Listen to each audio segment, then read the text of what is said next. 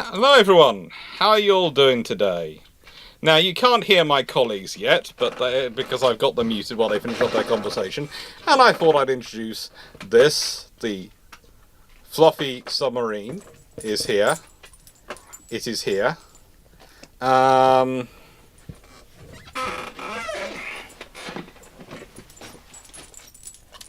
me show it to you closer. This is the fluffy submarine. This is Supporter, the emotional support submarine, guaranteed to torpedo any bad emotions.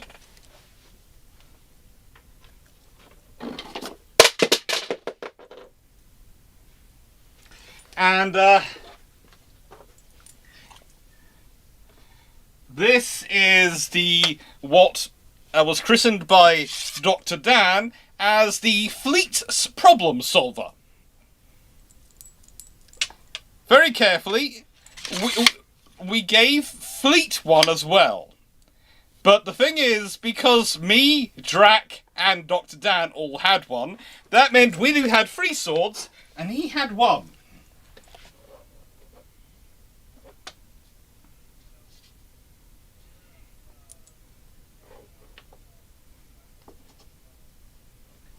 There are several videos, which someday might even actually come out.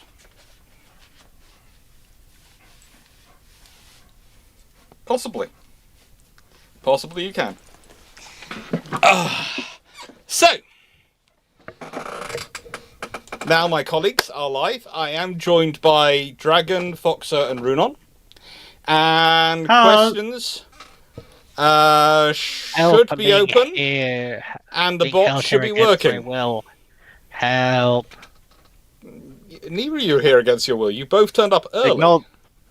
Ignore the fox. The sleep deprived, as usual. Listen, you came in, and when I Mirandized you, you said dragon. So you're being held against dragon. It's exactly what you asked for. I'd like to plead the Second Amendment. You cannot plead the second. You're British. You don't have the Second Amendment. I plead the Second Amendment and I cast gun. In the UK, you have no Second Amendment rights. I think Fox, I'm afraid, So instead cast Magna Carta. Woe upon ye. So you're shooting dragon? Also, Aki, how many of those memes do you have?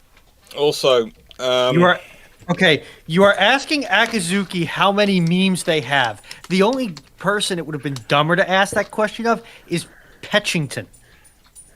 Who's also in the chat. it's good to have them in the chat. It does help with things like dealing with some of the issues. Also, it looks like is YouTube being precious again? YouTube is always precious. Okay, it's just lagging. Okay, Octo deliberately said A second. the second. That was a deliberate statement, not an accidental one. Damn liberals. I can't even take my crossbow to Scotland now. Wales. Scotland. No, it's capturing them. It's just lagging on the responses. I don't know why, but YouTube has changed something. Something has changed in the YouTube API where there is a tremendous latency now in response to the communication things. between the bot. Yeah. It's fun. It's getting them though.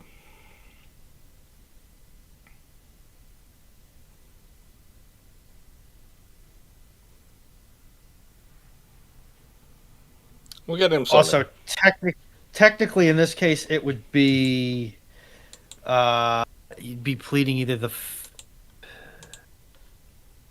depends. So, if you wanted to be released, you could plead that under the 6th for speedy trial. Again, I don't know why you're being allowed a speedy trial. You know, that just seems disturbing.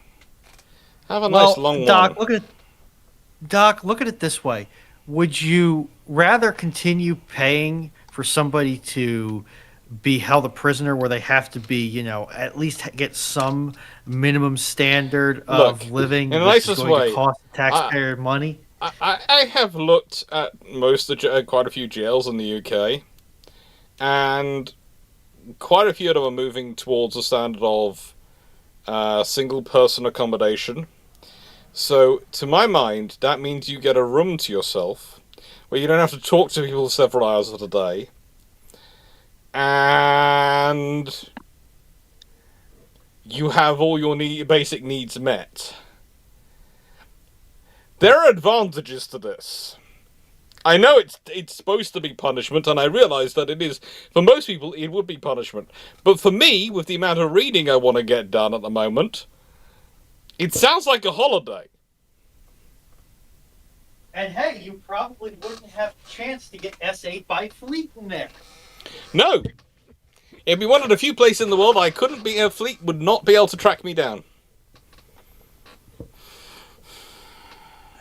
Technically, isn't that information a matter of public record, and therefore it would be somewhat easier to track you down? No, because these things are held to extent to a certain silence. I have got, as you can all guess. Okay, before we get into this too much, and to give time for Dr. Dan to hopefully arrive, I think I've beat him. I think I've beat him, because really, if we're going to do the rant about YouTubers in Japan, we do need both of us here. Because there is a rant that we should do. So we need both of the nuts? No, we need both of the people who found them really, really annoying.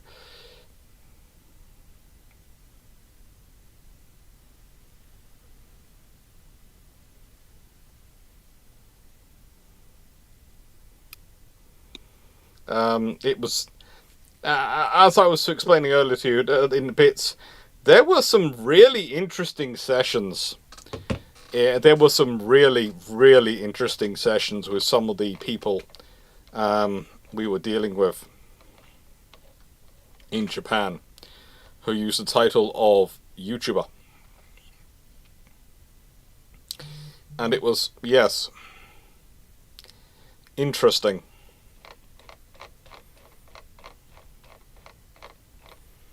Oh, someone's asked about Typhoon submarines.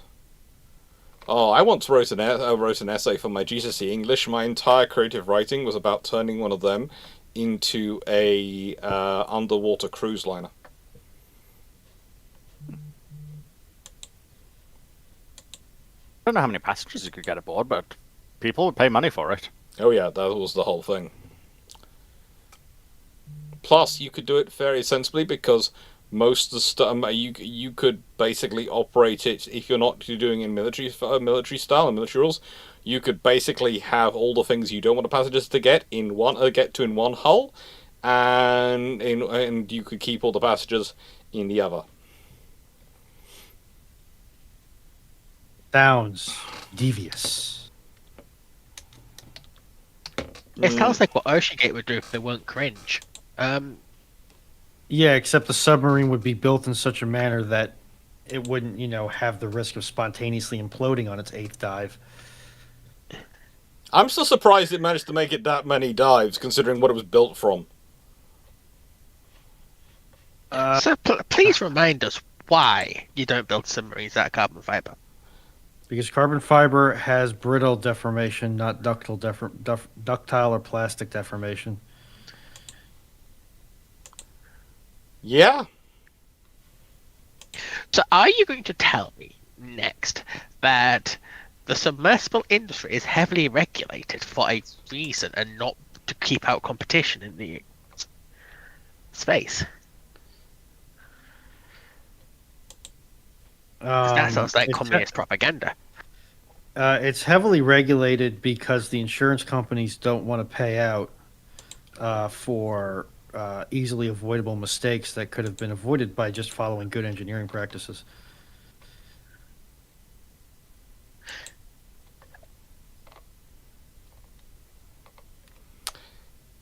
Oh, good lord, that's going to be an expensive order from B&Q. Oh Oh, I gotta submit that $500 lighting order that I really don't want to submit, but I also don't want to come home and have it be pitch black outside. That's going to be an expensive order from B&Q. That is going to be an expensive order. It's when you're looking at going, I theoretically get money this week because the house has gone through, and that's thank you everyone for your well wishes on the good luck on that one. Theoretically, it all comes through, but also that means I have a £1,000 bill to pay at B&Q on my credit card once it's paid off, and about the same on Amazon once it's paid off.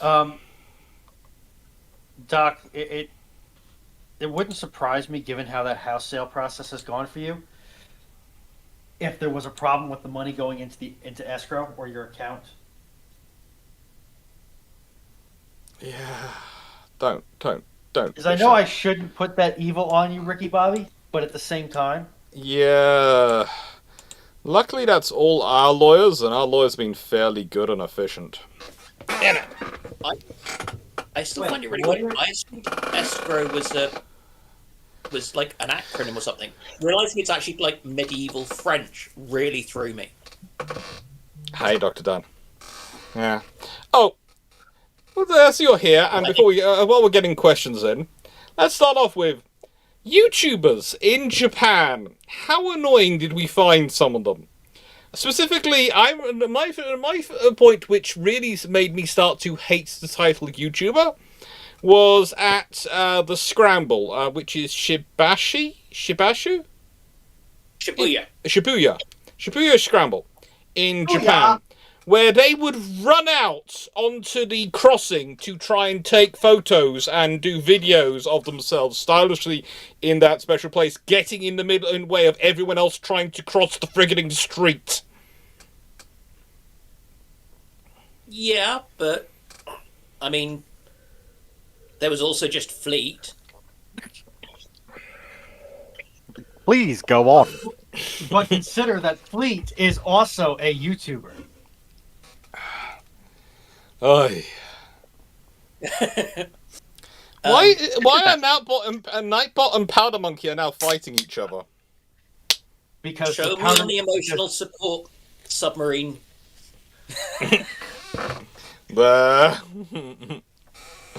Yes. And of course there was also the touching of other members of the group as well. We'll leave that to one side. Why do you make me do work, Fleet? Yeah, I know.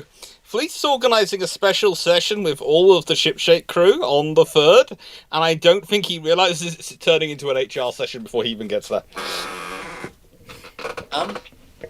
We also discovered or confirmed the Fleet rule, which is if Fleet says something, it is wrong.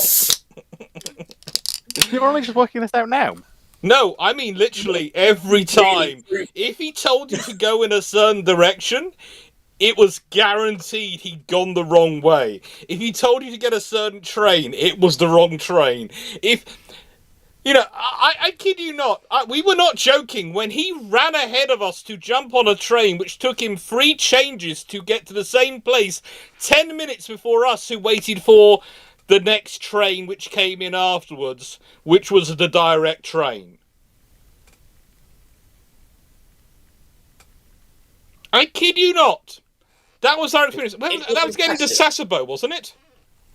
Mm-hmm. Yep. Yeah. That was down in Kyushu.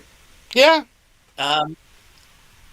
Yeah, his ability to be wrong on those things was really impressive.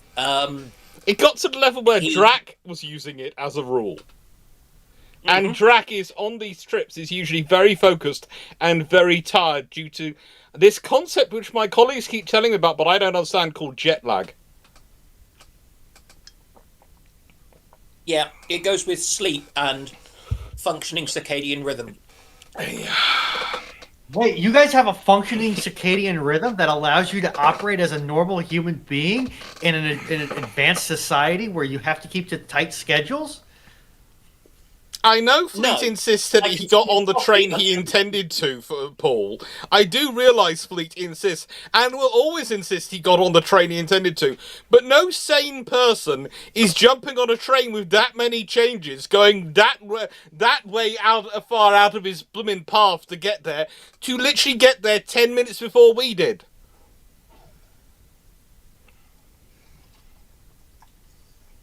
Trying to remember what the other great examples were.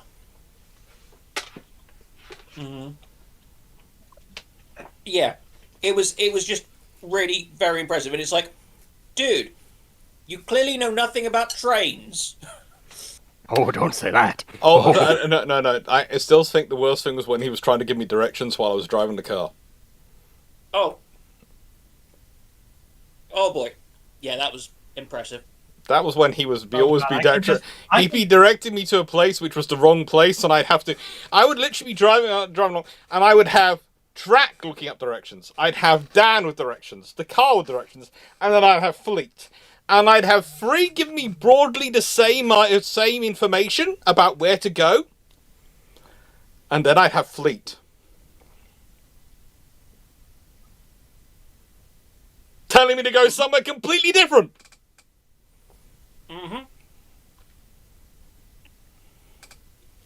Yeah. And yes, and for anybody who has not watched Ramblings, in order to get Fleet to admit that he maybe, possibly, potentially, could have made an itty-bitty ducky-wucky, you pretty much have to force him into a corner and waterboard him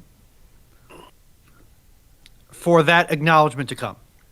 We were thinking of just locking him in a room with bears. Careful, Cassie. Also to confirm, there is no joke here. Fleet is actually in trouble. Fleet will never live this trip down. Is No. the level of trouble that he's in.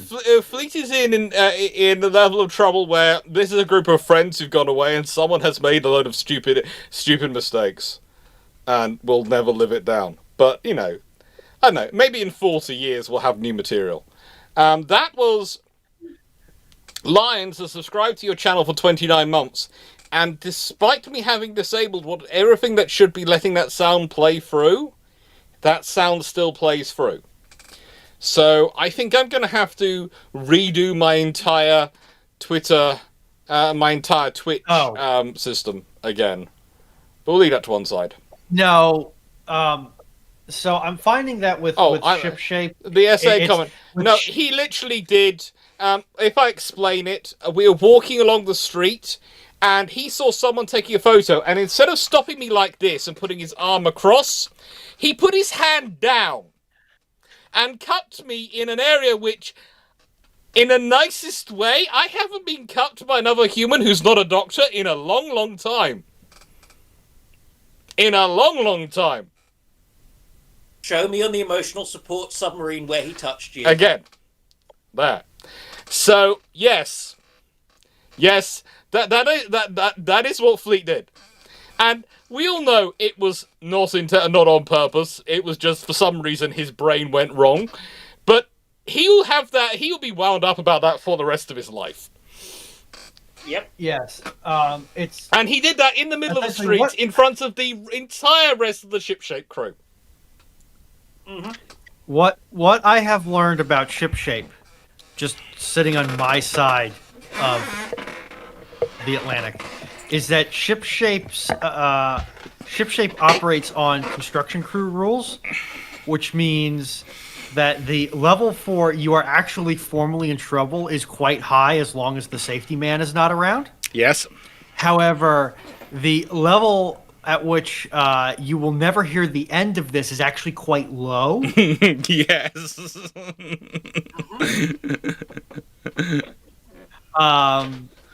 So, yes. Yeah. I'm not sure if Dan even remembers why strawberries are a thing where he's involved in ShipShape. No. Curiosity. Strawberries. All right, I am going to close. I'm going to close the queue because we have just under 50 messages here. Yeah. And we still have at least one more ShipShape fueled rant to discharge before we can really tuck into answering them. So the strawberry thing was in Yokohama. There was a big mall which had a strawberry themed shop, themed restaurant, let's say. Restaurant stall in the food court, and what was it? It was something that my brain instantly turned into a massive double entendre, but I can't remember exactly what it was. oh no, he's gone French. The only course of action is death. Yeah. It was. Yeah, something my brain instantly just thought inappropriate thoughts. In response to do with strawberries. It might have been ménage. Yes. Possibly even going as far as ménage à trois. Yes. Because it was like strawberries 3 different ways. Yeah. And I was there going, they have children in this place. You can't do this. So for the francophobes amongst us, what does that mean? You mean the sane people? You mean ménage à trois? Yeah. Well, it usually means usually these days we translate it as being a nice phrase for sex with multiple partners at the same time, but it basically just means free people. Menagerie of free, a group of free. When Mummy and Daddy love each other very much, and also love a third person very much, and love Uncle Rufus or Auntie Cass very much. They have special grown-up cuddles. And hopefully remember to lock the bedroom door. That sounds like personal experience on that last one there, Dan. No. Oh, all I would say from my experience is that be careful, because it might end up the other people are more interested in each other than they are interested in you. Leaving that to one side. I believe there's a rant about YouTubers that were. The YouTubers are just. It was just some of the people out there who are out there for. This is the thing. Shipshape, because we are history/education YouTubers, we're sort of going out there. I'm not saying we're being snooty, but we hold ourselves to a certain standard as things we're not engaging out there in gotcha moments or in trying to look down on things or trying to do clickbaity stuff. And yet we see the people around us doing it, and it makes our lives a living nightmare. Because when we say we're doing something for YouTube, people have it in mind that we are these sort of people doing that, and we're really not. And it can cause issues. And there's been quite a thing out there. This sort of thing is, when we came back, there's been a huge blow up over Japan, over the issues with some various YouTubers having a debate, let's say, a vigorous debate over whether or not Japan's got done for and these things. We were out there for a month. We wandered all around Japan. It was lovely. There are no big problems going on there that we saw and we ran into. Admittedly, we had, as I've said before, we more went out there to learn what questions we should be asking than to necessarily get answers to things. But realistically, it was us wandering around the country, seeing a lot of different things, and saw a lot of different people, and it was fine. The people were very nice, very happy. Again, our advice, I think this goes for both me and Dan, is if you're going to eat out there, please go to the traditional places, because they are going to be far better. Yeah. The steak at Rook's. Oh! Yes. But basically, yeah. It was pretty much all good, but the what's the best way of phrasing stuff? The trick is to be more of an omnivore than not, I think, because I was the least selective of all the people of the group of 5 of us with what I eat, because I basically said I don't want to eat insects, and which aren't a particular Japanese thing, and I don't want to eat kind of cetaceans. Other than that, I'll try most stuff. Mm-hmm. And yeah, it was all good, and everyone was friendly, and they've, for a lot of the places, it's got a setup where you could just order stuff using an iPad or equivalent. So you just choose your dishes on that, which means that they can have the menu in any language, basically. Yeah. And when there isn't that, there is Google Translate and Google Lens and things. We are not sponsored by Apple or Google, but we'd like to. Would say the main thing I found was you could tell if you were in a modern Japanese restaurant or a traditional Japanese restaurant by the sheer amount of onion in things. If you were in a traditional Japanese restaurant, the onions were not there. If you're in a modern one, you sort of going, oh. See, that's something for you and Glyn, because you really don't like onion. I would basically make onion the basis of anything I cook, ever. So... Okay, note to self, never eat your cooking, I'm allergic to onions. That's fine. I mean, I can cook without, but if I'm cooking anything with a sauce or anything, my first thing is I will chop up an onion and I will throw it in the pan and get it sizzling, and then I will think what else I'm doing with it. Well, at least if you do have an allergic reaction, Foxo, because Dan's cooking, you'd be in good hands. Yes. Well, no, she's far too young for me. I'm You're not pediatric enough. Yeah, so I need to wait. It's like, you just stay there and keep having your allergic reaction for another, 40 years, and then I can probably start looking after you. You'll be fine. I'm just trying to imagine what being in prolonged anaphylactic shock for 40 years would feel like, and I don't like that. You could probably get used to it. I don't think you do. Well, you kind of can't be, because it's uncontrolled release of all your stored up histamine. So you eventually just run out of that stock of histamine. Or you just get rid of the trigger, or what was the other thing you do? Die. That's it. Die. Yeah. This, by the way, is for those wondering. This is what Dan is like, even when we're on the ship the whole time. He doesn't. This is what joking with him is like. It's fun. It's a lot of fun. But I think, yeah, me, Glyn, and Dan had a habit of wandering off looking for restaurants in the evening as a trio, and finding various interesting restaurants. And we did find some very interesting restaurants. Did you visit a maid cafe? No. We separately. We did go to cat cafes. I managed to find a doggy cafe. We did see a doggy and capybara cafe, but didn't go to it. I went to a doggy cafe.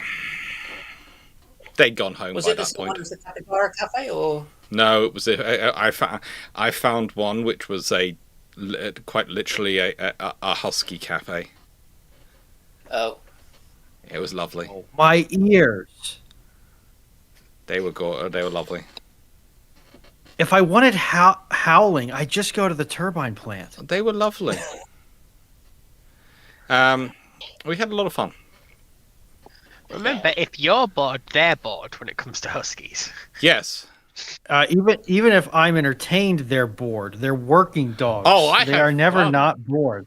I managed to make them all annoyed. The other people in the cafe annoyed, because I walked in, and within seconds, all 8 dogs in the room were on me. And I didn't even give them biscuits. They were all jumping over me and going, "Hello! You smell lovely. You smell like friendly human. We want to make fuzz of you." Well, of course you did. You smell like other dogs. Yeah.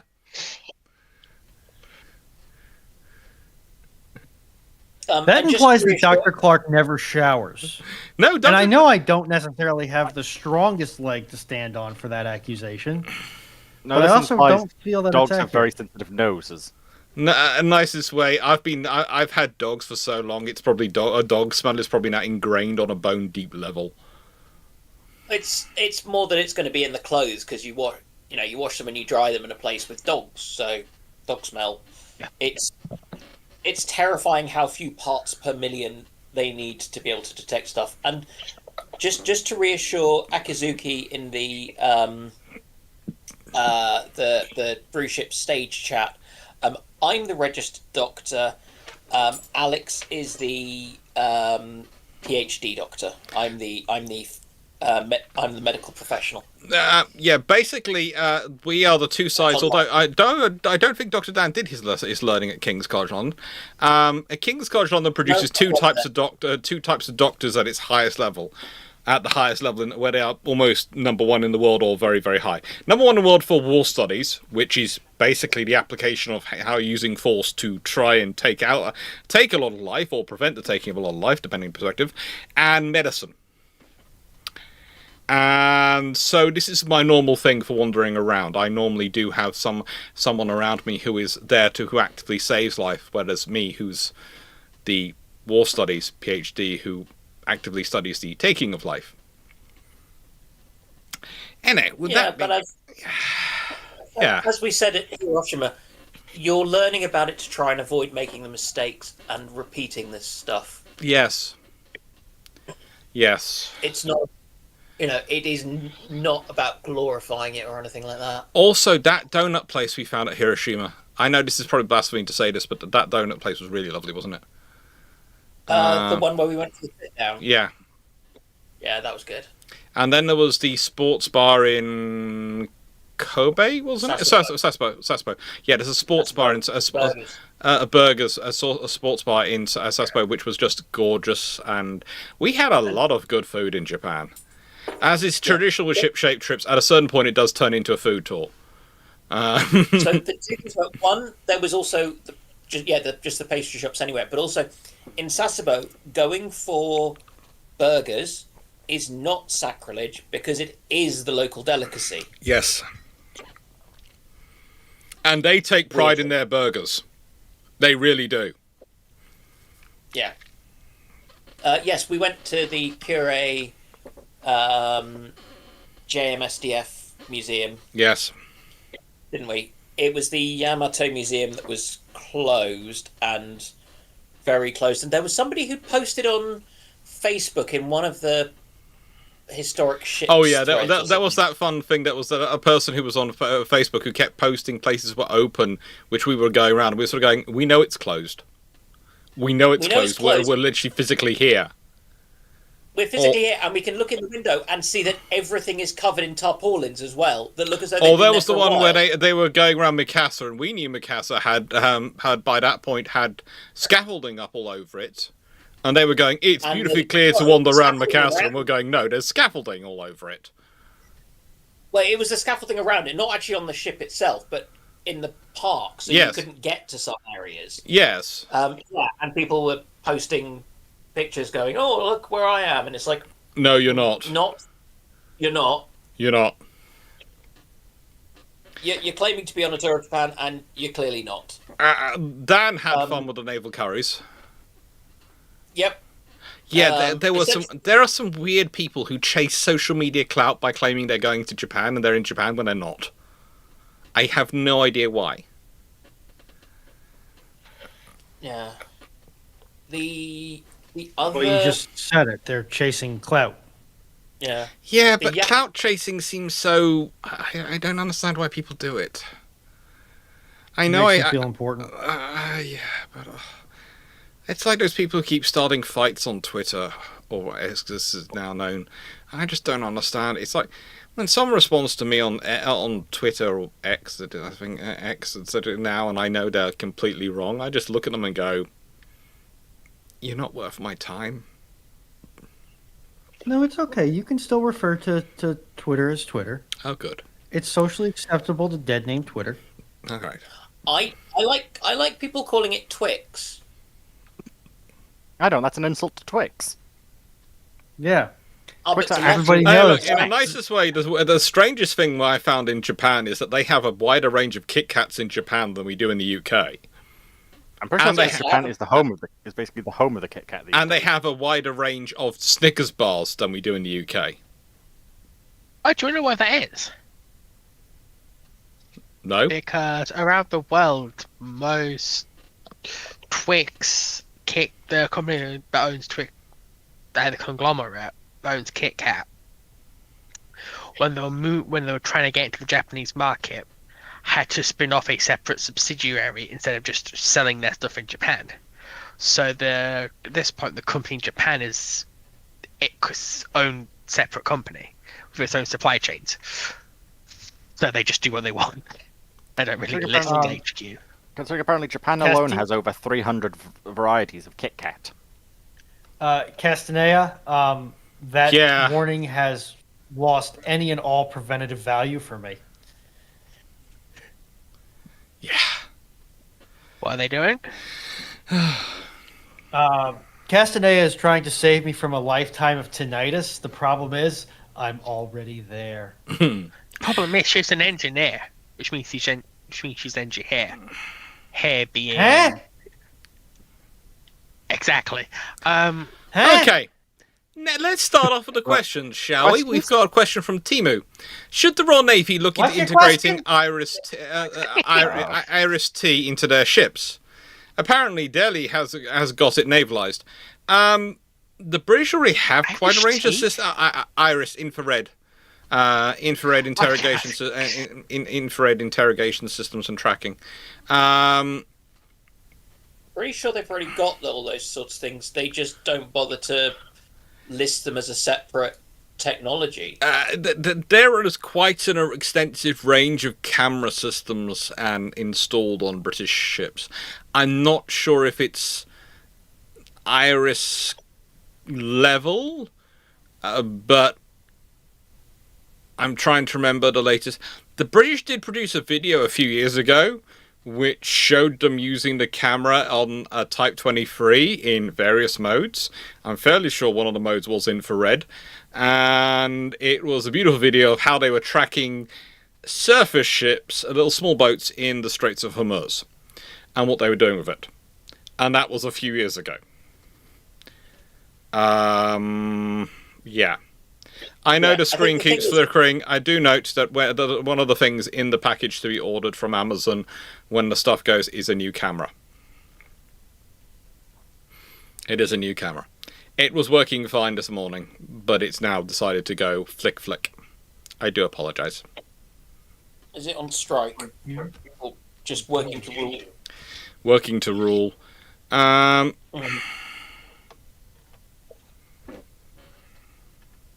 Hey, there's nothing wrong with working to the contract, okay? Then we have Carrot1151. Did the UK lose a higher percentage of the Merchant Marine World War 1 or World War 2? World War 1. Yeah.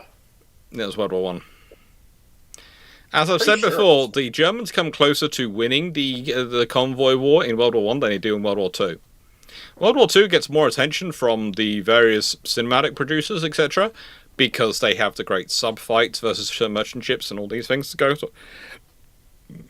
with, but actually it's the mine-laying subs in World War 1 which come closer to winning the convoy war against the merchant ships than anything else.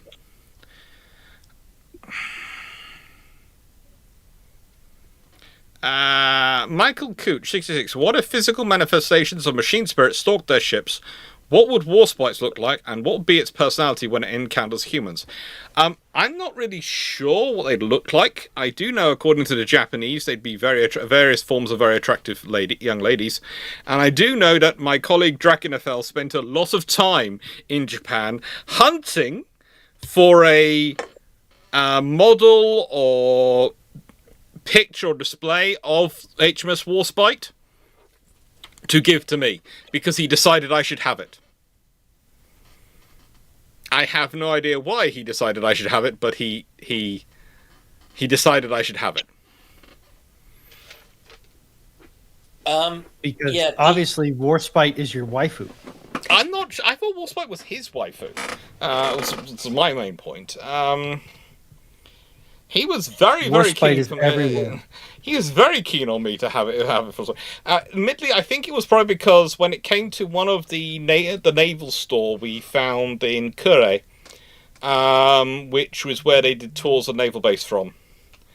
They had all the ship girls positioned along them, and I stood next to them, and I think the one I ended up standing next to was Warspite. And we were taking photos, etc. with them, because they were very well done, the way they managed to embroider the ship's heraldry into their clothing.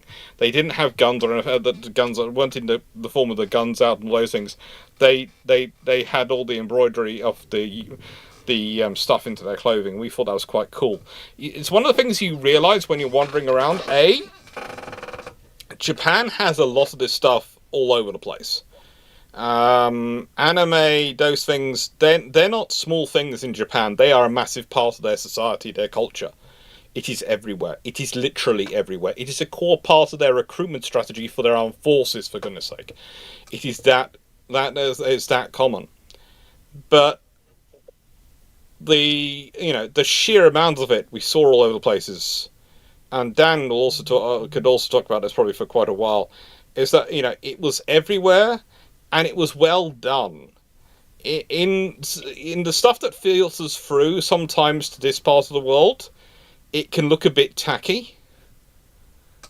In the part which was, when you see it in the round, it is very different experience and understanding. Yeah, I've tried to ping you across a couple of pictures or pages if you want to, from the anime character database, if you dare. Have you sent it by what have you sent it on? Which one? Are we talking about... I'm now curious if this is going to be as your lane, hentai collection, there's a few other alternatives. I mean, is she in a wheelchair? If so... I'm going to point out two things. One to Knight. Knight, if there was no social media in the world, we would not be having this conversation right now in any capacity. Two... a lot of the, I haven't watched a lot, but Freerun is, the art in that is beautiful. Oh, yeah. I have finally seen Howl's Moving Castle. The art in that is beautiful. I know that Ghibli is in a category to its own, but even then, the art is still beautiful. The honestly, stuff I've seen out of Gundam, SpyX and Freerun no Freerun. And when you go over there, you realise that SpyX and Freerun no Freerun are massive.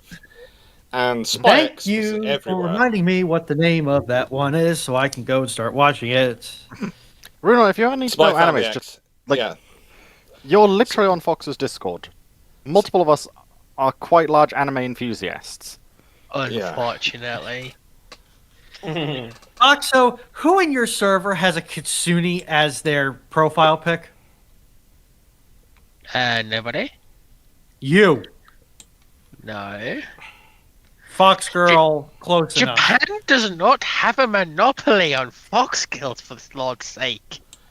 I would say they do have a very healthy collection of high quality ones. They absolutely have a cultural at a certain monopoly point. You start appreciating the art, and you start going, "Oh my lord, they do a very, very good art." And it's like some people were complaining about graffiti in Japan recently, and most of the graffiti I saw in Japan would qualify as high art. There was not a lot of it which was the tags of "this person was here." Okay, but Doc, you're British. You see any sort of creative expression that's in a foreign context and culture, and you immediately, your Trazen genes activate, and you feel an onrushing desire to bring it back to the British Museum as high art. No, that's not my gene. That's Dr. Dan and Drac, who will be buying all the art. Oh, that's a nice cultural artifact. I'll have that. Yes. Yeah, have you not heard the jokes about the robbery at the Louvre, where it's artifacts stolen from the Louvre, found on display in the British Museum 3 days later? Hey, look, let's put it this way. I don't go there to steal their artifacts or their art. I'm after their documents. You would do well in the KGB. But yeah, it was fun.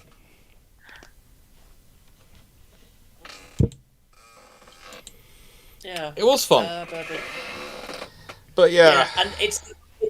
But I think the best one is the Karga. Yes. The current ship that is really engaged with the ship girl design and stuff, and didn't they make one of Prince of Wales when she was visiting? Yes, they did.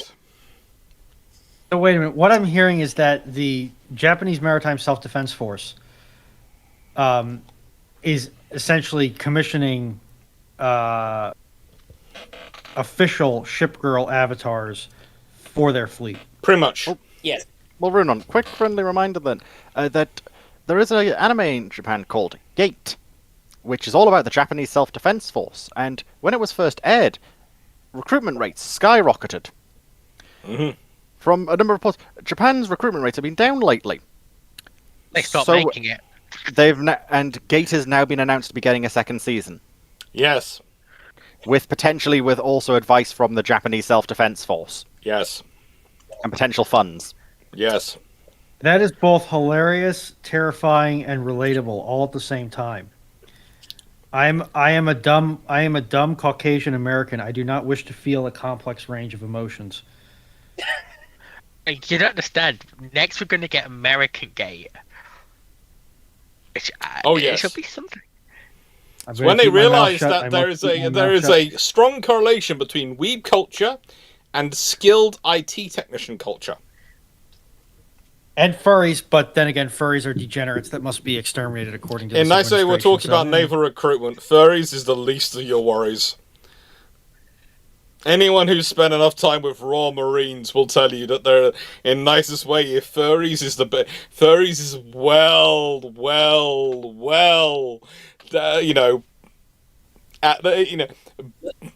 the beginning of the spectrum. It is it is very, very central normal in the spectrum. Okay, so actually Seneca has brought up a good point that I think is worthy of reversing his most recent ban, that we should put the ship girls as the bowsprits or the figurehead artwork on ships now. In nicest way, don't put that out for the JMSDF, they'll actually do it. I'm now thinking of any Royal Navy ship that has a onboard Marine complement hearing that, and then getting a bright idea. Well, you've already got. Prince of Wales has brought home life-size models, as far as I know, of the ship girl which was drawn for her. HMS Dragon just paints a giant dragon on her bow. Yes. Yeah, but she's not going to be fussed about a ship girl. She's just going to be like. No, but I have a dragon. A ship dragon girl. That's or is it a dragon ship girl? Both of those are a thing. And they're like probably two distinct subclasses. Oh, it'll be a ship which is a dragon girl? Will it be? I'm trying to figure out for HMS Dragon what it will be. Probably a ship with dragonoid features. Or in particular, likely dragon. In a nicer way, what would that be in your D&D character profile? How would you make that ship girl in your D&D character? Okay, are they? Do they have skin or do they have scales? That's the first question you've got to answer. Well, what if they have both? Because It's Dragonborn, Dragonborn generally are fully scaled. Dragonborn in D&D are, but there are dragon newts which have both skin and scales. You Their you race don't want to. has, But HMS Dragon is very much a red dragon. Yeah, Yeah. that doesn't matter for Dragonborn. You wouldn't want them to be a Yuan T. That could be problematic. But You also want one to be a white dragon as well. I'm slightly more worrying about HMS Duncan. So one girl, yes, but I'm also the 6'6" sodding huge Scotsman. Have you ever heard the term muscle mummy? Shall we grab the next question? Let's go to the next. It was more chatting to an army doctor. I think it was an army doctor who kind of was telling me about when somebody came to see them and sort of turned around and went, and I hope you'll pardon this, but I think I should tell you, sir. I used to be a man. because it was a woman, and he was like, yes, I guessed from the way that you are 6'7" and a full Royal Marine Commando, and no woman has yet achieved that, so the fact that you've opted to transition is absolutely fine and not a problem. But I could kind of guess you are also 6'7" and still built like a brick shithouse. I will flat out say the voice, while it may have been accurate, is a bit much. I'm hoping that I've put the correct amount of British understatement in the same way that one detachment in Korea went, things are a bit sticky, sir. Yeah. Yeah, they're Gloucesters. I should have known who they were talking to. Ramol. Floris Gloucester. And the next question, Ramol 578. Actually, no, I'm going to insert one question. Is it now standard operating procedure for when British and American units are interoperating to have a British to American translator and an American to British translator? Oh yes, yes. Okay. Ramol 578. They just take private stuffy from both services and swap them. No, usually it's do we have a mildly useful but not very bright lieutenant? Swap. So you have a lieutenant. So the question is, do we have a lieutenant? Yeah, basically it's which hasn't got lieutenant a has lock yet? really annoyed you today, sir? Today? In the last 25 minutes.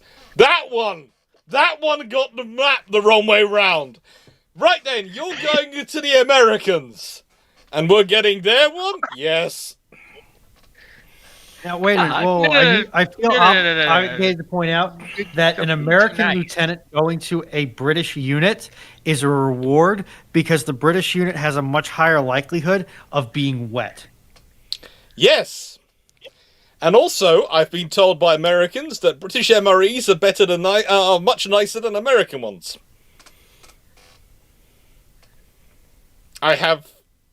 Having sampled both, I can honestly say the Americans have a better range.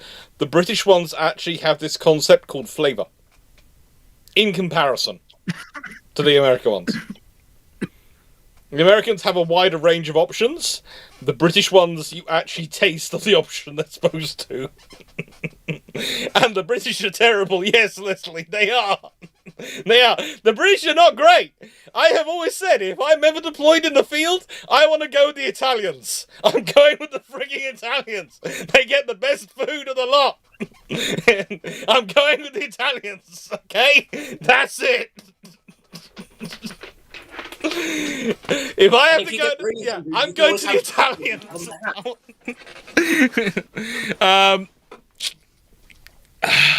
The Turkish one, no, not the Turkish one. No, it's far too spicy. Some of them are like eating a mouthful of spice these days. You're Caucasian. No, when you're told that by a gentleman who is from Korea, who's sitting next to you, and they're telling you it's a mouthful of spice and not flavor, yeah.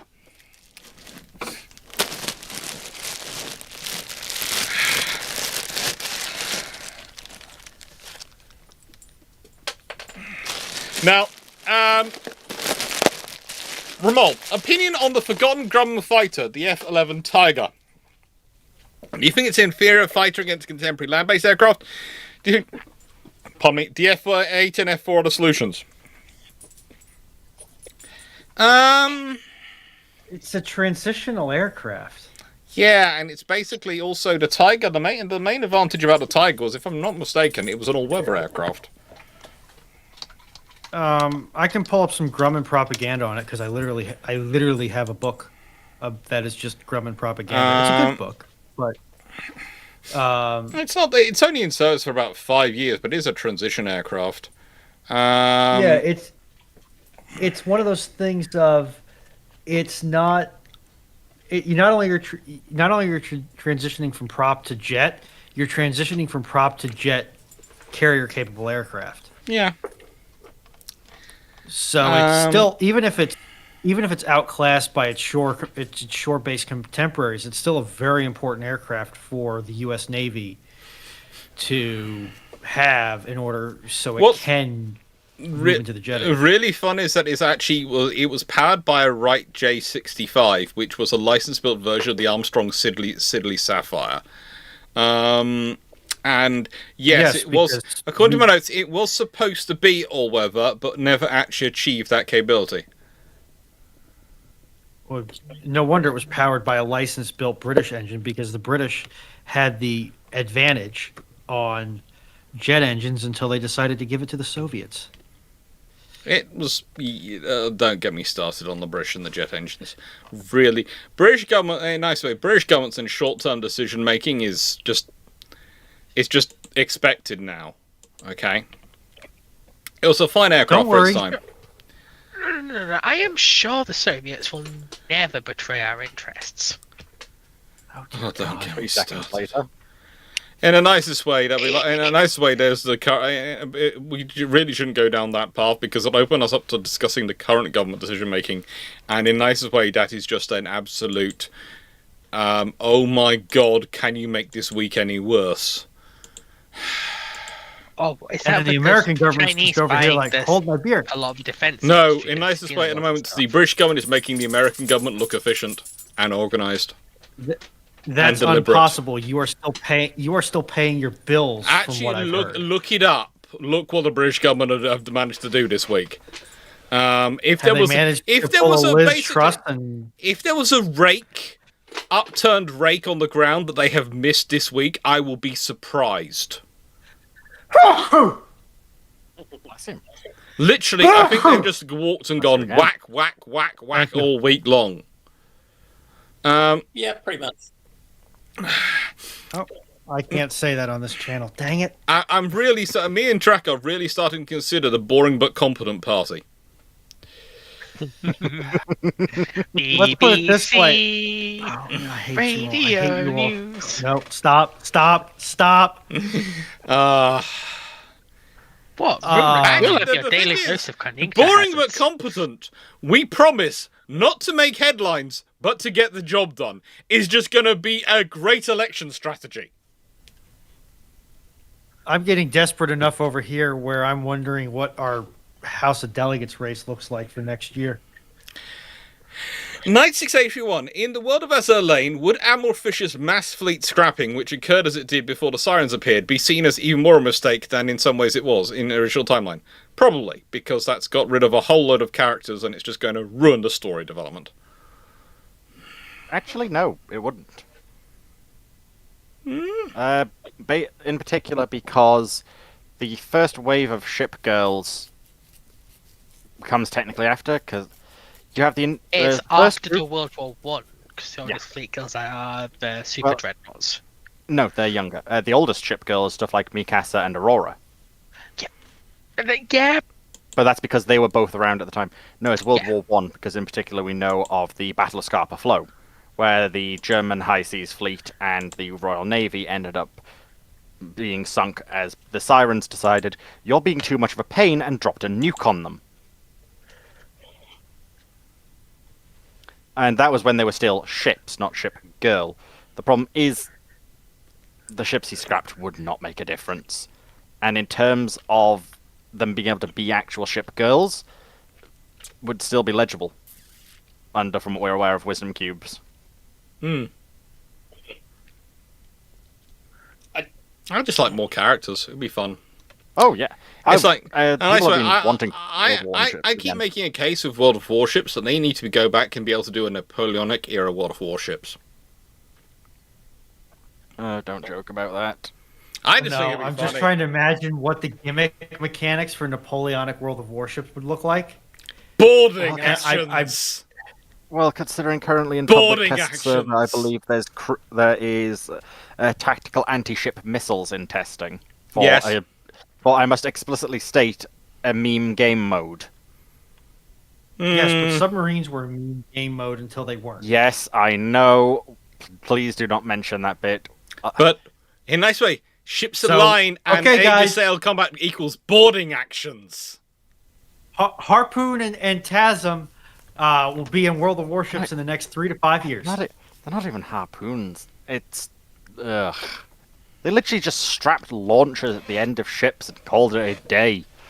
It's not even that's good from the visuals. kind of what most of the navies did for their early testbed ships. So, I mean... Yeah, but it's even lazier than that, though. They are basically going 1950s tech, but that's from what I understand. Anyway, YouTube Minecraft Watcher, I was 6860. gonna say, have you seen the USS Little Rock? They don't Yeah. need a turret for that. Oh, They're- so. Little Rock is a. The best one is the Smolland. Oh, End yeah. of. They didn't even choose Smalland. From public test, it doesn't even show one, I don't think. I'm keeping quiet. YouTube Minecraft Watcher 6860. What nuclear submarine would the panel choose to take back and command during World War II? It'll bring infrastructure with it. Seawolf. iPhone. Astute. Ohio class SSGN. I have better... Okay, now we're getting the support infrastructure, so that's not a concern. Okay, yeah. Actually, no. Just for the extra meme points, I'm going to take a Block 5 Virginia. I mean, you're all wrong. Okay. Castaner, we've had the conversation between me and Drac about who would be PM of the BBC party. It would not be him, mainly because he doesn't want to have to deal with the other politicians of the world. So basically, what we've said is, I will be PM because I'm less worried about dealing with the rest of the world, and he will get to be able to do Home Secretary and Transport Secretary combined and sort those areas out. He has lots of plans. Why are you Lots and lots of plans. You could be any other way, but you decided to be like this. Don't worry, we're putting Dan in charge of the NHS, and we're putting Fleet in charge of being the T-boy. If we can get Rune on, do you think we could put them in charge of National Grid? No, God, you're fucking double offender. Rune, you would like being part of the BBC party. God, make it stop. No, Knight, because the reason we like the BBC party of boring but competent. Also, BBC. And the whole point of For calling the the BBC love- party is because it means that the BBC will absolutely invite us to every single question time to allow us to get our message out of being boring but competent. For the love of God, never call Fleet a T-boy again. We were don't considering worry. T-made, but Why? we thought that might be a bit He's not gonna be allowed to speak. Why dehumanizing. Rune on? He's like a sweet No, curly bunny. T-made is actually better. Don't worry, it'll be tea bags all the way. I hate you all. I hate you all. I hate you all. To be fair, we send him off. We'll probably send him off to get tea, and he'll come back with coffee. Yeah. I mean, I see this as an absolute win. What about going for their throats? What is You it, have long for no them? idea how many interesting breakfasts we had. We love him dearly, but oh my lord. As the present HR member, I will point out that unnecessary cruelty will harm your case. I asked him to get me apple juice. He came back with raspberry juice. You know, I was expecting him to come back with Yeah, orange but juice the saying, issue oh, is his sorry, face, didn't have any. Young, But raspberry. Of all Please, things, a young raspberry. I man. have no idea. Anyway, That's young actually millennial. aggressive- He's never that type had of- the money to look upon a fresh fruit in his life. No, that's Zoomers. We millennials had enough money to understand how much we've fallen, okay? Wait to World Science. Do you know much about the Canadian and South African defence science in World War II? A fairly large chunk, because quite a bit was heavily integrated into the British system under the Empire, because, in a nice way, their governments hadn't paid much for an independent research system. And this is the reality of World War II, and one of the things we get into some points is people go, well, why are these countries not pursuing their own independent? There's a reason why the nation which produces an independent design is the Australians, who produce the Bathurst-class corvettes, whereas everyone else in the Commonwealth and Empire produces Flower-class, Owl River-class, or whatever the British are designing. It's because the Australians have actually built up a naval architecture section and can do their own designs, whereas the Canadians really don't. Well, it was the Australians basically went, why are we making something that's that dumbed down? We can make, our standard is we can make better engines. That was the key Yes. thing with the Bathurst. Yes. And the thing And is... they realised they needed, Yeah. had different requirements because of the distance. That their big worry was mine laying by Japanese. Yeah. Long range support more than kind of convoy escort. And, yeah... Also, we did have fun, though, because at certain points... One of the interesting things on the trip was just how many of our colleagues couldn't eat with chopsticks. This is why I'm very glad that I did not get abducted to that trip, because I can't eat with chopsticks. Mm-hmm. Well, I You can't don't eat expect effectively. it to. You're American. You'd have gone through a ship-shaped school quickly of how to eat with chopsticks. Michael Cooch, if in the 1920s the IJN decided fuel, that's our Achilles heel, and then decided to build up fuel stocks to the Royal Navy's historic level, what would the effect of World War II be? I think they had already made that decision, that just nobody would sell them fuel. They Yeah, made they it would too try. late. If they made it in the There's 1920s, then they have a better chance. Yeah. Hmm. My concern would be, are the Americans going to look at this and go, why are you stockpiling fuel? Well, if you're doing it over that long, then it may be less obvious, because it's just Japan consumed Y amount of oil, and you wouldn't necessarily expect to see all the internal processes, or you might just assume they're being inefficient with it rather than pouring 40% of what they buy from you every year into tanks for storage.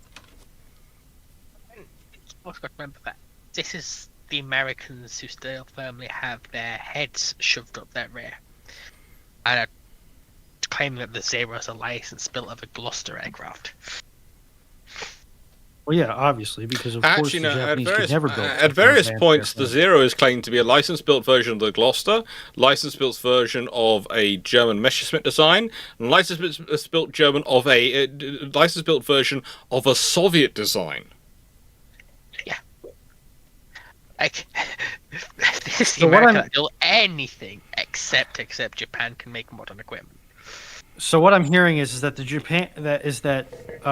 United States at the time was so racist, it'd rather accept that the communists had a better design than to accept that the Japanese had a better design. Yes. To be Right. fair, they probably would have correctly assumed that the Soviets would have stolen it or got it through espionage from the British. No. Because They presumed the Soviets were buying nicking everything from the aircraft. Americans and the Italians. Yeah, because the Americans were licensing and building, manufacturing, tooling, equipment, and weaponry, and tractors, and grain, and turbines for the Soviets in the 20s, in the pre-Stalin era. Mhm. So it's a case of Yeah, it's fun. Stevgar, aka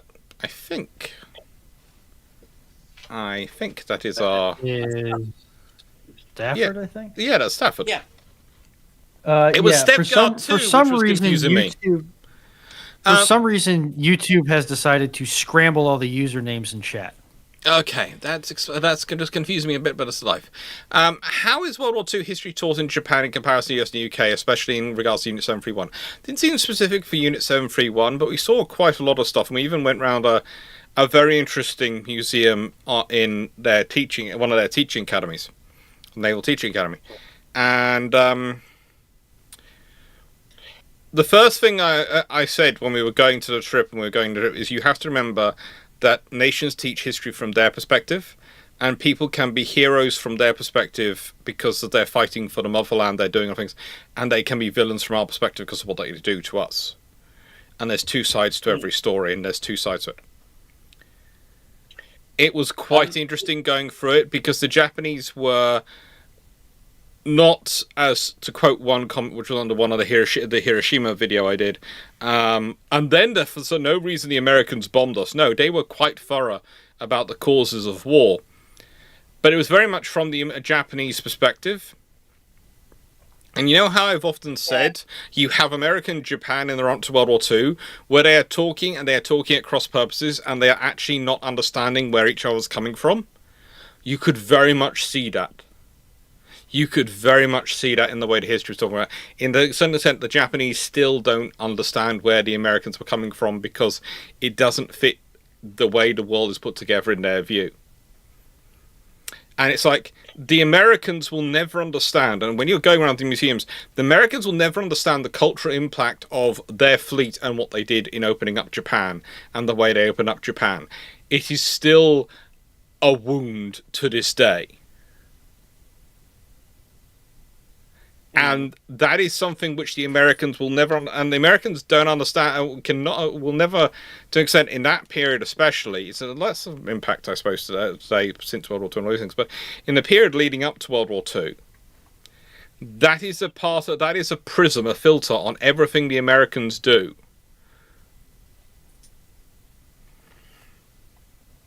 Yeah. And it really is. And it's something like, when the Americans go, but we weren't after an empire, well, Japan is looking at going, you came very near to annexing us. You pretty much were de facto, that's what we felt you were heading us towards. And that's what leads to the reason why the Japanese rapidly push for modernization and rapidly push is because they're worried about America annexing them, far more than they are the other European powers. Because America was the one who pushed in first. And is the one that's kind of pushing across the Pacific, whereas the others are kind of creeping their way up from China. Yes. Yeah, because the annexation of the Philippines have a significant effect on that. Yeah. No, that was like 50 years. That was nearly 50 years later. Yes, but but it helped cement the idea. Yes. It made them. It's one of the reasons why are the Japanese looking at the 6-6 fleet plan? Is it to do with Russia? Partially. Is it to do with Japan?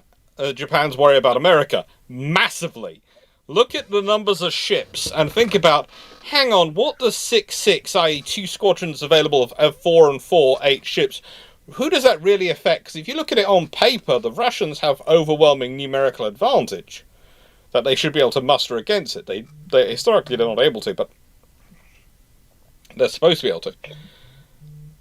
If you look at it though, theoretically the Americans, which are nowhere near their build-up phase, they're the ones who are really disadvantaged against those numbers. And it doesn't really impact Britain or even to an extent France or Germany at that point with their ironclad fleets, because for Britain going, oh, so we need to send 12 ironclads, 12 battleships and 12 cruisers to guarantee a win? Oh, that's a problem.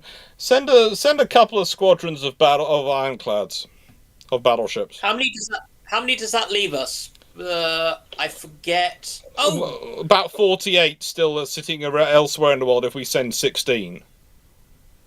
hmm. The Victorian Royal Navy was a bit ridiculous.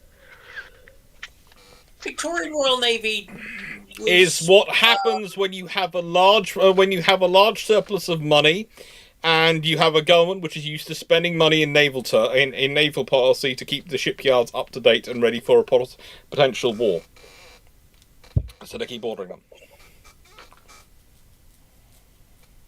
Yeah, aka ridiculous. Christian Ferber, that's all coming, and it's going to be through the website, and it should be working. But Garrus has been working on the website, so just please message him. I get website issues. Please go to Garrus. I will do updates, but he's the one running the website. I had to do updates at the beginning to sort of catch us up. And Steve, if the US had tried to annex the Japan post-Civil War, what does the UK say? The UK probably stops them. Because that's going to be far too big. Or rather, stop them or maybe take over chunks of Japan themselves. Probably that themselves.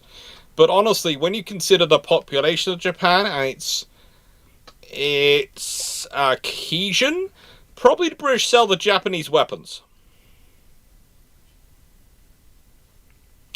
Which is what they did historically. Realistically, anything the U.S. is not going to be able to do anything to Japan. That soon, realistically. Significant. Yeah, they're post Civil War. Like, even if they didn't have the internal issues that they are currently having with Reconstruction and pacifying the remaining Confederate holdouts and the fallout from the Lincoln being assassinated, they still don't have the infrastructure. They still don't have the force structure to project an invasion and occupation force across the entirety of the Pacific. No. So they could declare it. Cool, you've declared it. Wait. Are you telling me that Civil War America wasn't World War II America economically? I mean, the opening up of Japan was pre-US Civil War, and it was also pre mutiny what has traditionally been referred to as the Indian Mutiny. I know it's now got Sepoy Mutiny. Yeah, it's got different names and things which people prefer, but whatever. All right. It's like, I have to ask, because of the time frame in which we're working in, which Indians? in India. Okay, thank you. So If basically, it was any other time period, it would sort itself out easily, but unfortunately in this time period, I have to ask. yeah, but essentially it's so it's before the East India Company, the dishonourable East India Company, gets neutered, essentially. So the big worry would be, so it was 1854 or so, the Americans decide to go big into Japan. They're going to be racing against the East India Company. They are not going to win that one. The US is not going to win that one. Mm-hmm. I have worry that the East India Company would not only end up taking Japan against this threat, but might also then move on and take quite large chunks of the US West Coast. Yes. I haven't got that far. It depends how bored they're feeling. It depends how much money they think they can make out of it.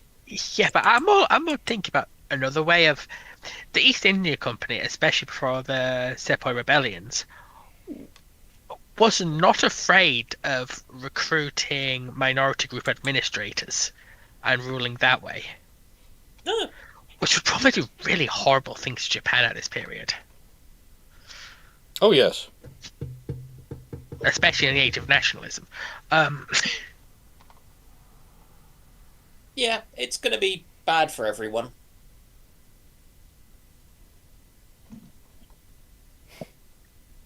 Yes. Yes, it is. Oh god, a cursed timeline. I'm not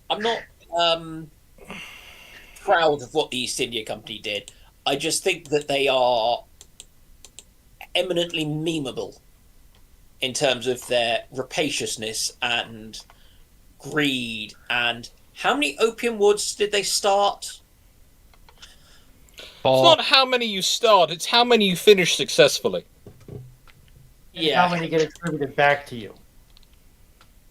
That's the thing is, Britain's very successful at making sure that people do not associate us with the first wars for drugs.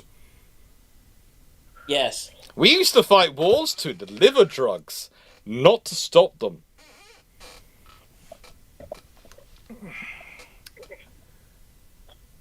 But realistically, the East India Company won't be able to get involved in Japan. Ask that to China. Nicest way. East India Company are the organisation which come closest to actually potentially being able to conquer the whole of China. Mainly by buying Chinese to do it. Yes, here's your reminder that the southern coast of China, up to 100 miles inland, was de facto, after the Second Opium War, administrated by the East India Company out of Hong Kong. They are the East India Company are an organisation which, frankly, we hope modern industrial practices never learn too much from.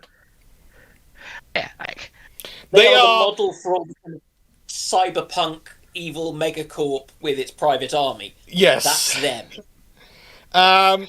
They are an organisation which we hope other organisations do not learn from. Because, seriously, if Amazon started taking lessons from the East India Company, I'm not saying they could get much worse, but I'm saying I'm not sure how long the world would be independent of Amazon.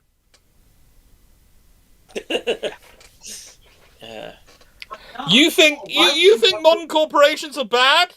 Have a look at what the East India Company did for fun, let alone when it actually wanted to make some money. Here's your daily reminder: the East India Company did not just control East India; they also had such a significant stake in most European economies they could have a noticeable effect when they didn't get what they want. Oh yes, and they didn't stop with India. They also had control of much of Southeast Asia, large chunks of China, sections of the Middle East, and sections of Africa at certain points. People talk about the British Empire, but there's actually the East India Empire and the British Empire at one point. But Doc, why wouldn't you want to be under the ever tighter union with our Lord and Savior Jeff Bezos? Yeah. Let's just. Can we put him in a capsule with Elon Musk and fire them both at Mars? In the nicest way. Oh, I was just going to go to the. What has Mars done to you to deserve that fate? I didn't say that I'd aim for them to hit Mars. I said we'd aim them vaguely in the direction of Mars. No, you aim them on a collision course with Mars. No, Doc. You aim them at a collision course with Mars, and no way to retro thrust. Also, I wasn't necessarily going to give them a life support system in there. Okay. See, we are on space, we have got a good question come up. But I want to. May I? Mm-hmm. I was just going to show up to their doomsday bunkers with some 24-inch slump with about a couple thousand cubic meters of 24-inch slump grout and a concrete pump. I mean, that will have an effect. That seems so much hard work when literally you could just put a chair underneath the door handle at the front. Yeah, but it's far more cathartic to entomb them. Yeah, but honestly, that's so much work. And a chair is so much easier to move around. The machines do most of it. I mean, come on, man. Okay, but also have to get that truck up there. Okay. I'll get a heavy lift helo. All right, Leslie, what effect would a graviton pulse of 10 to 20 g, that's 10 to 20 times gravity, on a ship at sea have on a ship at sea at 20,000 on a 20,000 ton ship? It's a good way to watch it crumple. Catastrophic. 10 to 20 times gravity is not going to be a good impact. You're going to watch it rip in places. It is not designed for that. Ships are designed for things to be pressing on them. If something's pulling out of it, that's going to cause it trouble. They're designed to be under pressure, not... So, yeah. That's going to rip them a half. Bad things. Castaner, how often would city-states use military force to prevent small towns from becoming ports? Well, the first option was bribery. The second option was assassination. The third option is occupation. So it depends whether you describe assassination as a military force, when often the favourite form of military of assassination was to hire a bunch of English knights or English soldiers who happened to be in Italy at that time, because, you know, the 100 Years' War hadn't got particularly nasty at that point, and so they were bored and there was peace, and have them accost the leader of that town on the road and pretend to be bandits to assassinate them.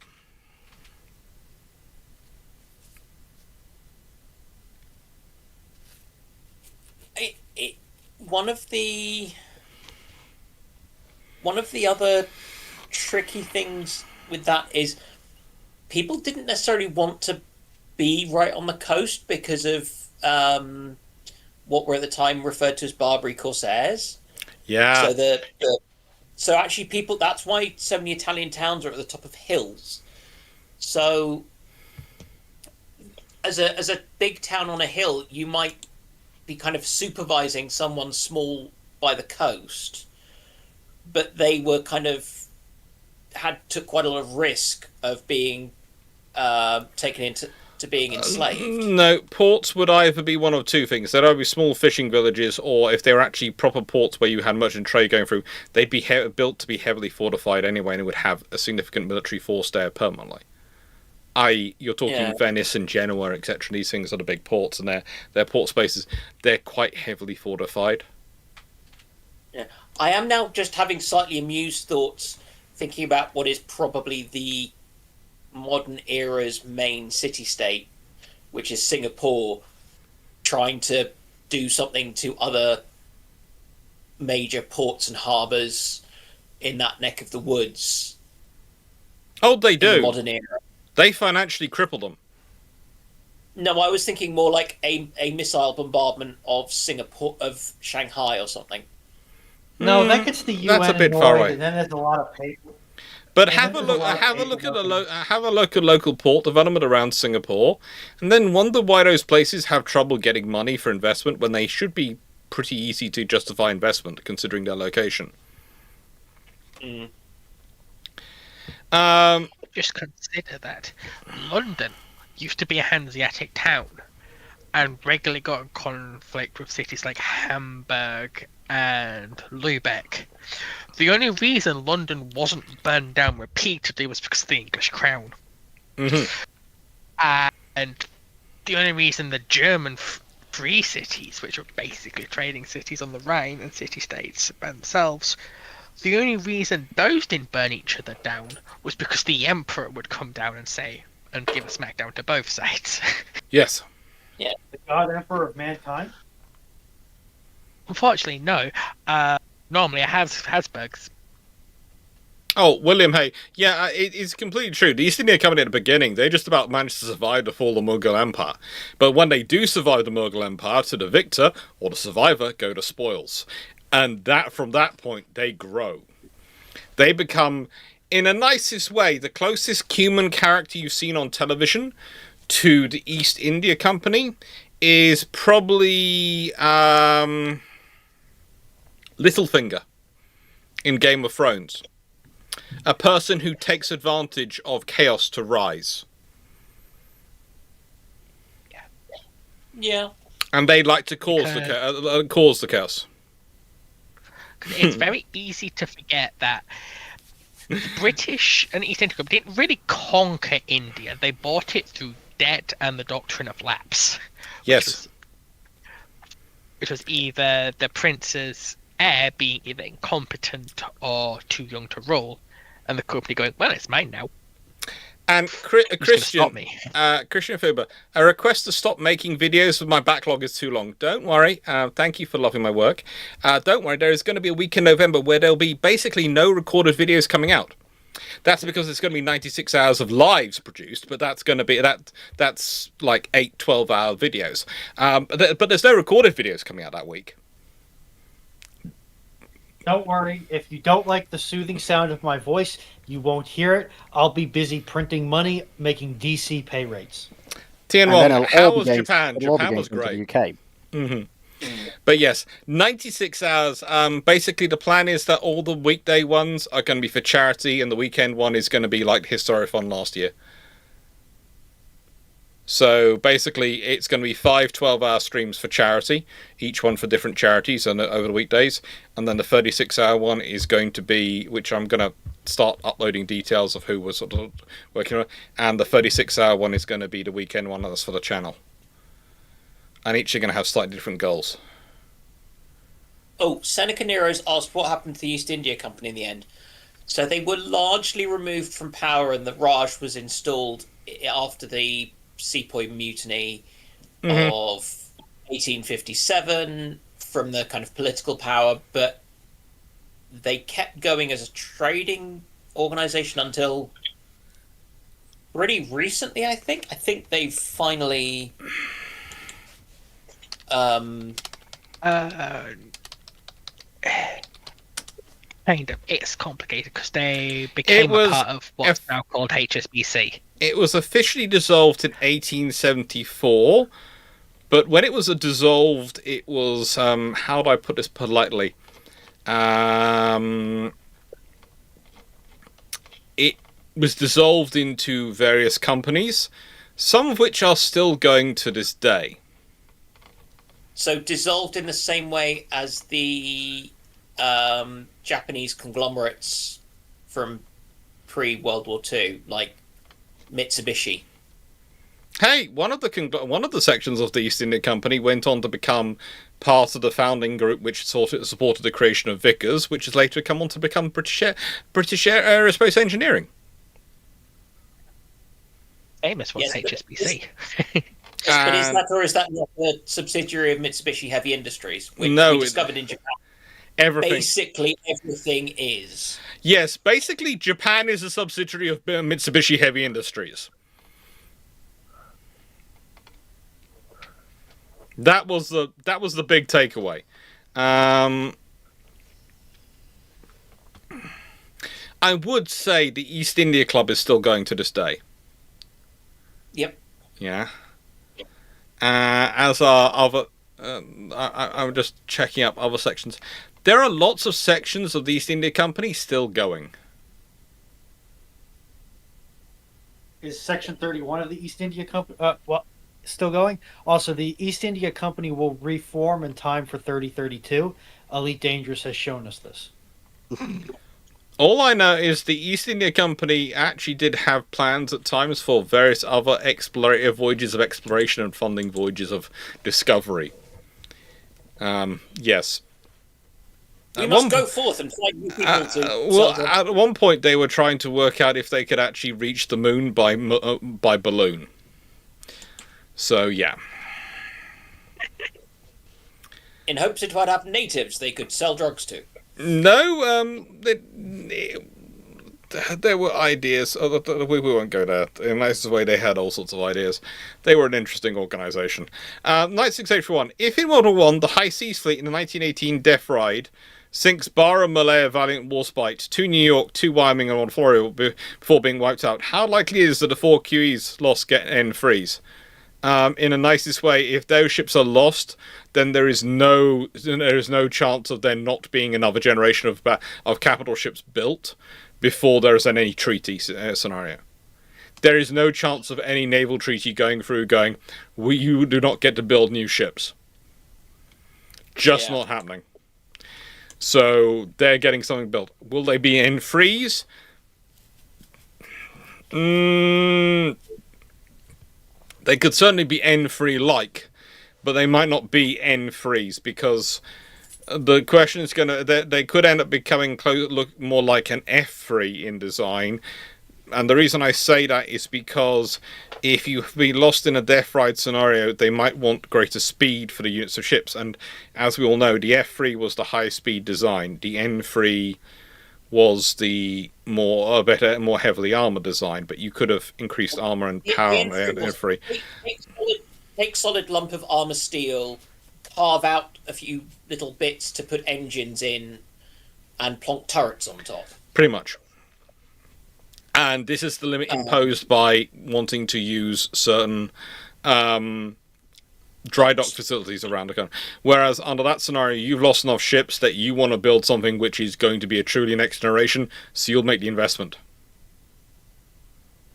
The other reason you might well want to build something smaller is you're going to need to build numbers of ships, because suddenly you've lost 4 of your...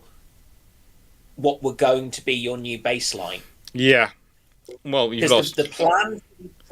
The thing which I realised was that the plan for the R-class, when they were going to build 8, is they would have replaced the 12-inch ships. Yes.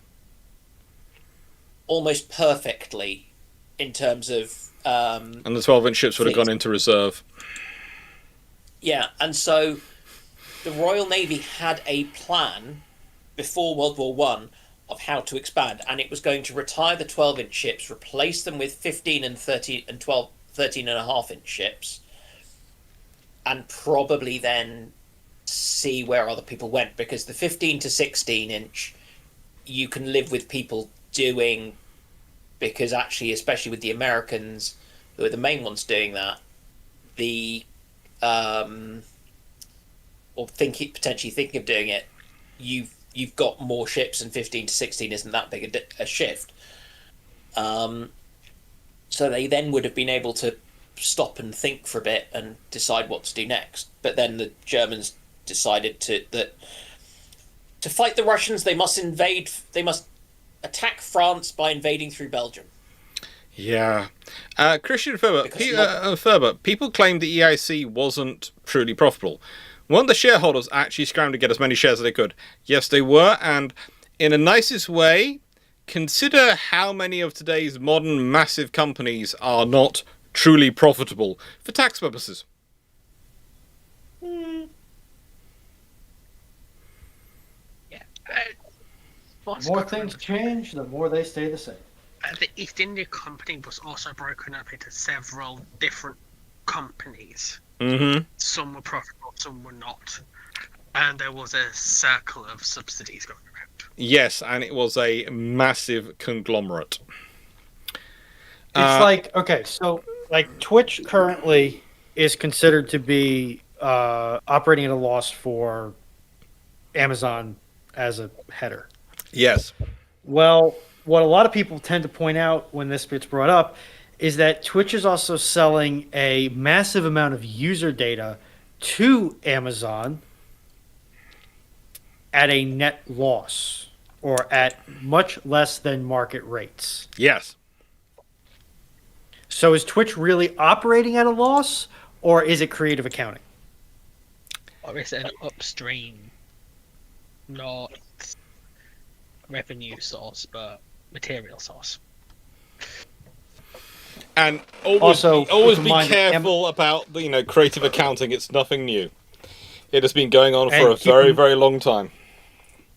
Keep in mind that the whole reason why Amazon owns Twitch is because they wanted to get access to their live stream technology. And the data. Yeah. They wanted the data. But the live stream technology was a big chunk of what they wanted. It's like Google and YouTube. Alphabet and YouTube. It's the same thing. For Alphabet, it is the value in YouTube the ad revenue? Is it the revenue created from charging creators, get the little bits of money that creators getting their small percentage of that, or is it the data? And it's probably that the value is the data they're capturing. It's also Tesla as well. Are they a car company or are they a data company? They're a Ponzi scheme. They're a data company. Tesla, the cars, Yeah, they make cars on the side. The data they sell about cars and road use makes them far more money than cars will ever do.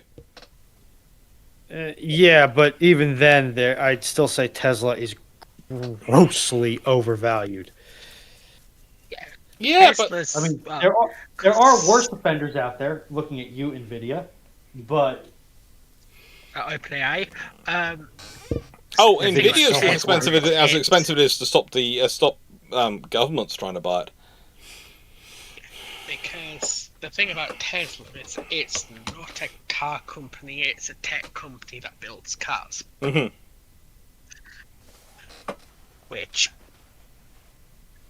Hey, Killipin. it's a questionable business model, shall Oh we yeah, say. GWR have it's really also- tried to not get me home. GWR tried their best to not get me home. it's also a security which is currently underwriting a statistically interesting amount of debt right now. Paul Amos, 970. What is the funniest comment you've received since returning from Japan? Oh, good lord. What was the one about the nukes? Oh, yeah. There's been a lot of people who keep telling me that the nuclear reactors don't go boom, and I'm sort of going, yes, it's not normal for you to have a Chernobyl-like event or various other events. However, we're talking about warships. Things which statistically are going to get hit by are more likely to get hit by missiles than most other things, and other high explosive systems going off, and mines and things. So maybe your statistically unlikely event, if everything's done right, is slightly more statistically likely considering the circumstances they're in. I would also point out that there is a difference on many levels between a nuclear explosion, an atomic detonation, criticality event, and a event like what we are pretty certain happened at Chernobyl, Mm-hmm.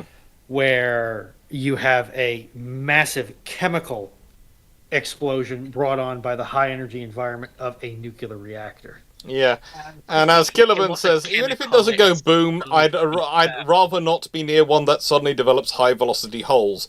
Yes, we all would rather not be near that, and that is the reality of this. So it's not the amount of people who it's not likely because of the engineering and the science. If it's properly done, it's not going to go boom. I'm going. We're talking about a warship.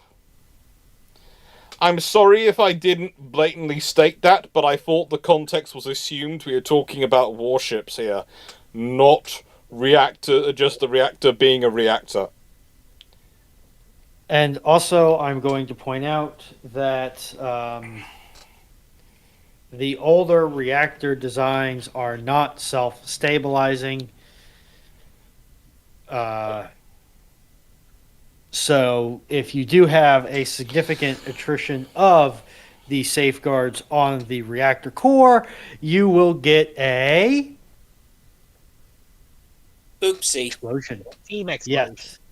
Yes, you will get a significant thermal expansion event, Yeah. which will lead to a very significant emotional event, which will lead to wailing and gnashing of teeth. Well, no matter what the And Green then- Party says, that's not a nuclear detonation. And then probably the teeth falling out and the skin peeling off Yeah. after the gnashing of the teeth. Don't remind me. Some of those images of those poor kids at Chernobyl, in Hiroshima, yeah. were just, yeah. in some ways, it actually felt like a good thing that there were quite so many people from seemingly all around the world visiting there. Yes, to it was learn. probably the most touristy thing we went to in terms of population. It was also the scenario where we bumped into the most tourists who were trying to out Japanese the Japanese. Yes, and where Fleet did his best to commit suicide. Yes. Suicide by grandmama. Yes. Yeah. Place not to have a conversation about whether it was better to drop the nukes on Hiroshima and Nagasaki, or whether it would be better to learn about the reality of operating them in Korea if they hadn't been used in World War II. Instead of going, place where not to have this discussion, in the middle of the Hiroshima Museum. Do not have the conversation there. Just don't. You might have the idea, and I will happily have the conversation with you. Not there. No, There is a time and there is a place. Yes. It is not when you are surrounded by Japanese grandmas literally looking at what were remains of children. Some of whom could have been cousins or relatives. Yeah. That was just...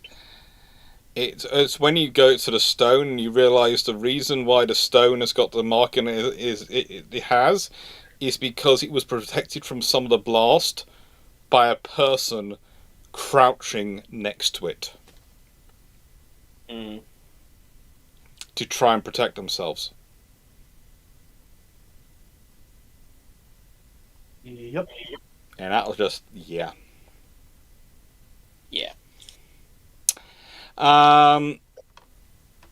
What was the closest the German warship came to be handling the guns of the R-class battleships? In World War One, it was the Battle of Jutland. There were R-class at the Battle of Jutland. And in World War Two, there were quite a few times on convoys where German ships did get under the guns of R-class. Yes, and then very rapidly tried to not be. Yes. Because very few of them were designed to take large lumps of 15-inch diameter steel filled with high explosive flying at them for some reason. They just didn't want to stay and play. So they skedaddled. Carrot 115, did you get the check-in staff to especially wrap the sword? They did that for me when bringing kendo stuff from Japan home a few years ago. No, it went in my bag and it got home, but it's a lovely wooden one which Dan got us some. As said, Dan was very fair. He got one for Fleet, and he got one for me, himself, and Drac. And this was in Sasebo, I think it was. Yep, and it was reaching the point at which it was decided that, in the nicest way, we needed something to occasionally remind Fleet of when not to speak. Yes, so we gave him his sword. He went to put it up in his room, and then we beat him up on the grounds that he had the option of being armed, so it didn't count as beating on somebody who was unarmed. They were 1600 We didn't literally do that. We didn't actually beat him up. We just worked out about £8, I think. We just maybe mildly emotionally beat him up for a bit because of what he'd done that day. Yeah. And just for fun. Wasn't that the day he came out of the aquarium and said, "Oh, I'd love to have them on chips"? I don't remember him saying that line. I'm sure he did say several things that were very wrong at that point. Did you just say ships or chips? Chips. Chips. Oh, God. As in... so that's the most British thing I've ever heard, and I love it. You have no idea what was like going on. You know British tourists abroad memes? Fleet was the living meme. Flat cap, tweed jacket, the lot. No, he didn't have a tweed jacket. No, he did. He tweed waistcoat. Tweed waistcoat it was he brought with him, wasn't it? Tweed waistcoat, so not jacket. It was a tweed waistcoat. He kept on wearing the jacket and he's like, it's 32 degrees. Take the jacket off. No, to be fair, I approve of this strategy. No, I entirely understand this. You are a lizard. You don't count. You don't have rights. Okay, there's a two-parter from Knight coming up, so we'll just carry on until we find it. Do you want me to grab the second part? Yes, please. Paul Emos. Can we ban more than one what-if questions that alludes to equipment from a latter date going back in time?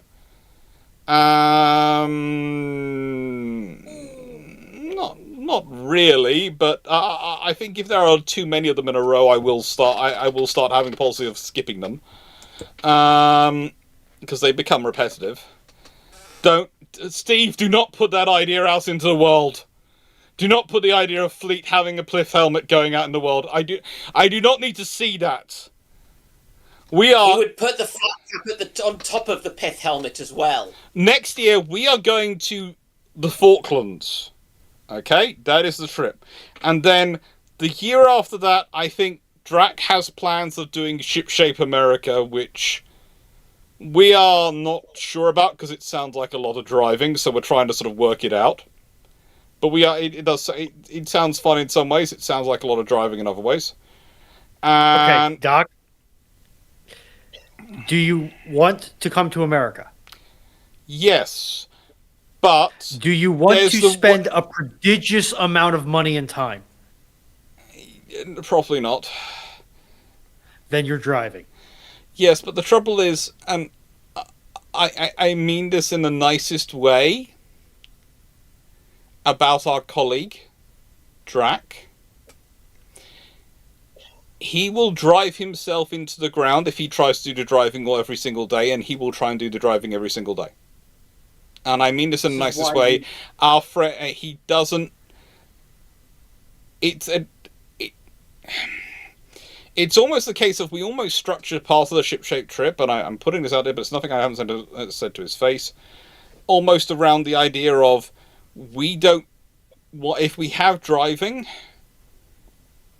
We share it. We share it because we don't want him because we remember listening to him talk about some of the trips he's been on previously where he's done all that driving, and he has literally made himself ill. And he's our friend, and we don't want him to do it to himself. Or he talks about how he basically falls asleep at the wheel of large vehicles, and it's just like, this is why you don't try and do a 14-hour drive after 10 hours on a museum ship. Stopping only for chicken fillet or chickafil or something along the route. Yeah. So it's a case of when we say it sounds a lot of driving, it's more a case of we are going to have to work out how to get our colleague to resist the urge to do all the driving.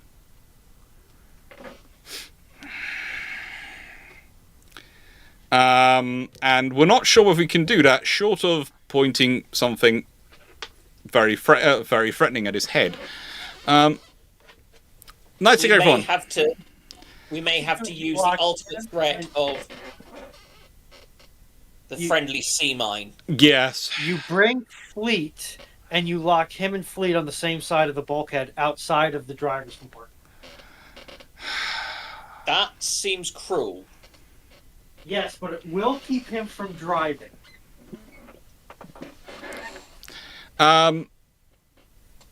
Knight 6831. Read both parts before answering. If a high seas death ride in 1918, the Royal Navy had a Colossus, a Neptune, a Lion, and 2 Courageous class lost, with numerous Allied ships damaged. Other than finishing the Admirals, what will the British demand for their carrier conversions if only Furious remains because the 2 Courageous are sunk?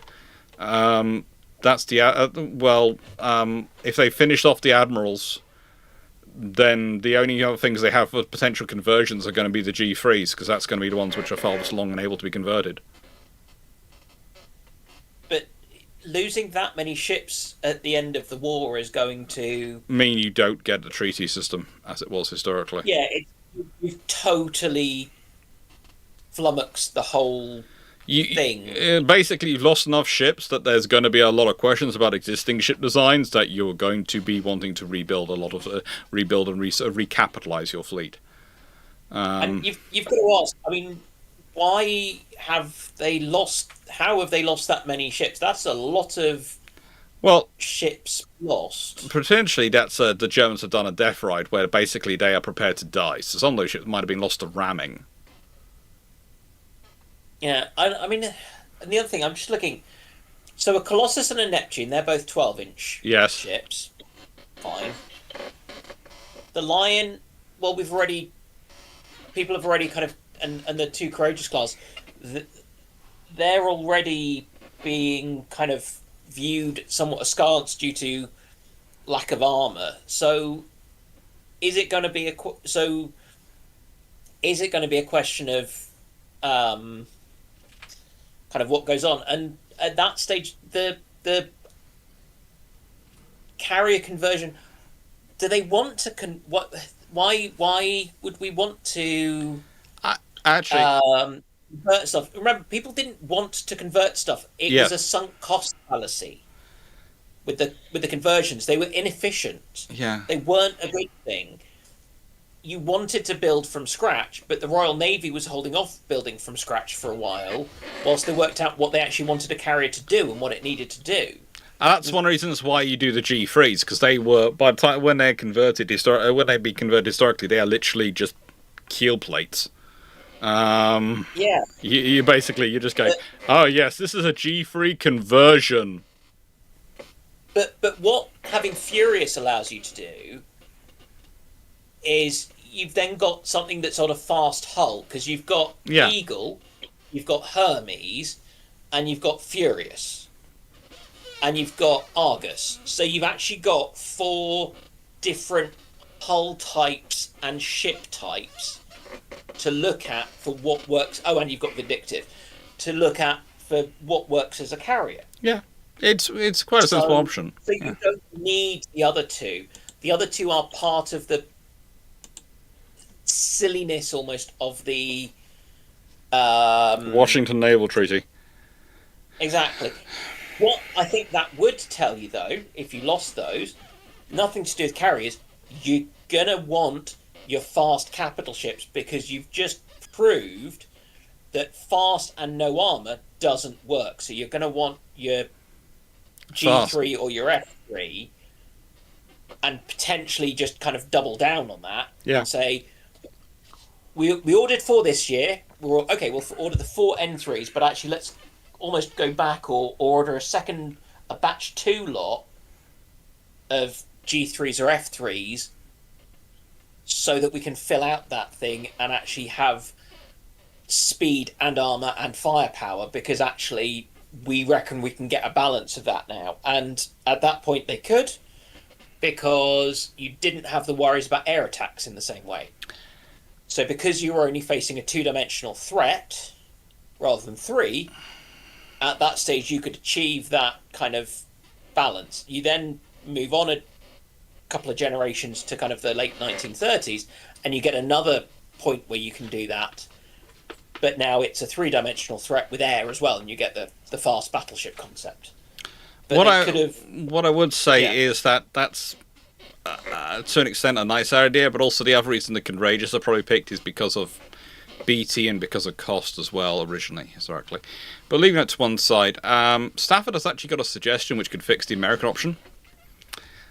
Stafford has said, remember, I have my coach license as well as my coach bus license as well as my heavy goods vehicle, and I'm willing to book vacation and be your official driver, so we could hire a coach and have Stafford drive it.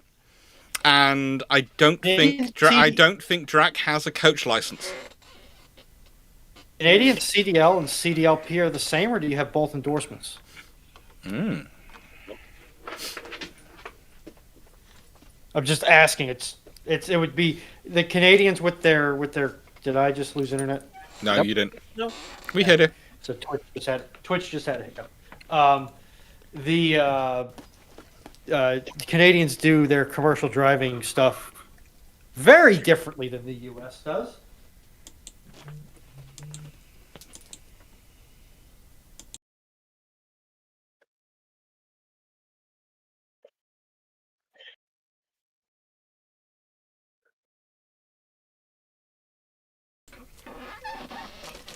Sorry, I just was trying to reset reset the camera. That could be fun. That could be actually interesting, because that could also save on some of the. Because if we get the right size coach, it comes with beds, Yeah. and we could get satellite internet in there, so we could have decent internet wherever we're going. So that can make life easier. And we could even put maybe get some ship-shaped banners or something on the side of the coach or something. U.S. Yes, that on is the a submarine. That is the submarine. It was showed off at the beginning of the video. U.S. on a regular driver's license, you're limited to 26,000 pounds gross. 26,000 gross and 15 passengers.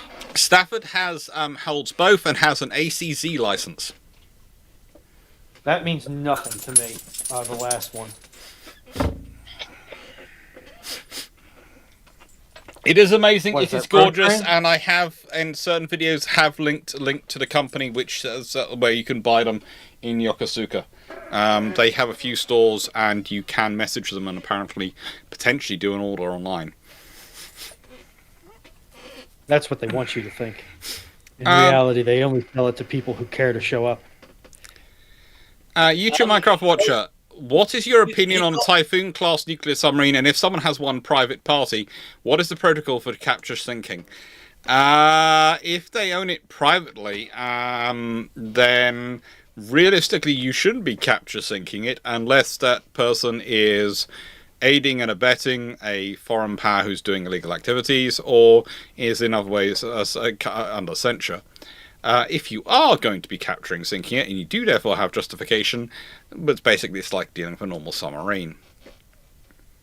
For capturing a Typhoon, though, I would say they have one of the more interesting mast structures to try and penetrate a hull by, so good luck.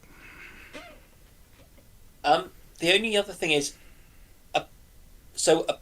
a private party, if an individual owns a ship, they still have to have it registered somewhere. Yes. So it comes under that flag. So this is where you get all the flags of convenience and things, and the U.S. Jones Act and all kinds of other stuff coming into play. So a private individual is still subject to laws. Yeah. It's like all this kind of sovereign citizen stuff, which is just rubbish. People seem to think that you can do whatever you want. There are very large, very powerful organizations which employ a lot of people with a lot of heavy weapons. They're called governments that disagree with this and are prepared to disagree with it really quite violently and unpleasantly for your purposes. As in, they will make it unpleasant for you, they will make it painful for you, and they will do so as needed. Yeah.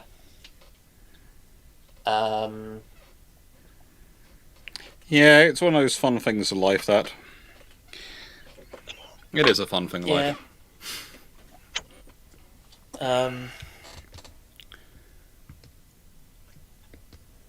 Wait, are you telling me I can't fill a cruise ship full of crypto bricks, park it off the coast of Panama, not have it registered anywhere, and do a whole bunch of cybercrime with it? No, you can't. If your ship is not registered anywhere, that is immediately that is immediately criteria for boarding it and checking it out. And deciding it's there, somebody's, and it'll belong to whoever it was built for originally or whatever. It gets. It's difficult. It's difficult to take ships off a register if you don't have another register they're going to. Yeah.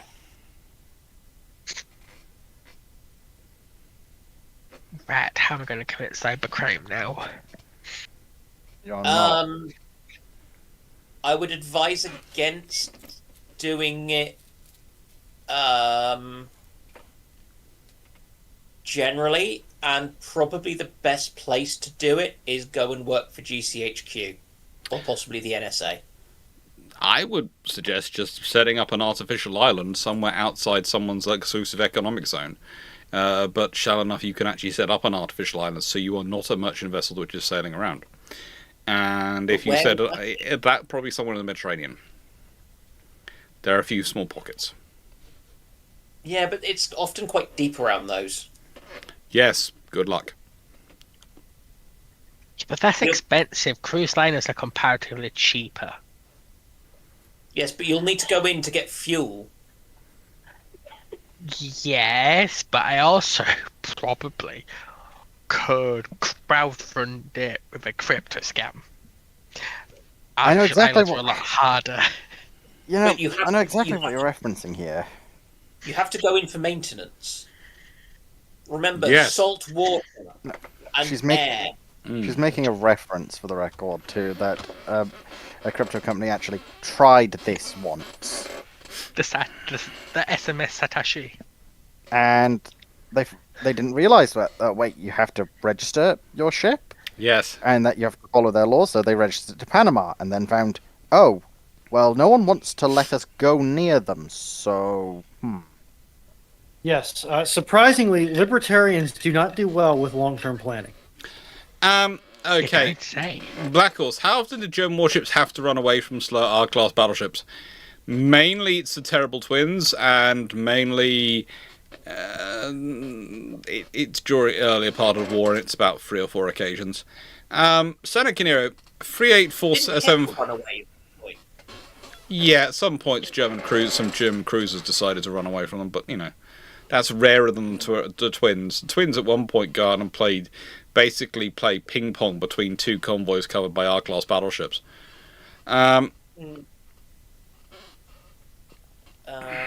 What was happening after a battle? Like, did sailors get a double rum ration after they won a battle?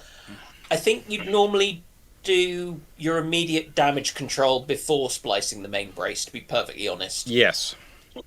People aren't stupid like that. It depends on how tired you think the people are, because remember, again, the rum's a good way to get calories in at this point. Rapid calories, and that's what mostly it counts for. And again, how do I put this politely? The grog they're getting... It's watered down Yeah, quite a lot. And especially getting them to hydrate Yeah, so and calories. it's a judgment call. Mm. It is a bit of a judgment call, but it's going to depend on what's going on. Also, the other thing was to get apples as well to them quite often. Yeah. Night Cigarette, what with numerous Allied ships damaged? We answered that one earlier. What is the panel's opinion on Alvin Deepwater submarine used to find Bismarck and Titanic? It's cool. Yeah. It's a very neat piece of kit. Yeah. Yeah, the thing that people object to is when you have somebody who's go rogue, who goes around saying, "Oh, all of this safety stuff's nonsense, blah blah blah blah blah.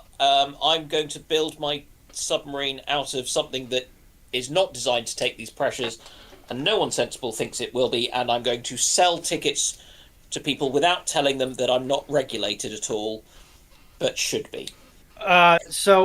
Okay, I will add one point of order, even though I do tend to point and laugh at this whole thing.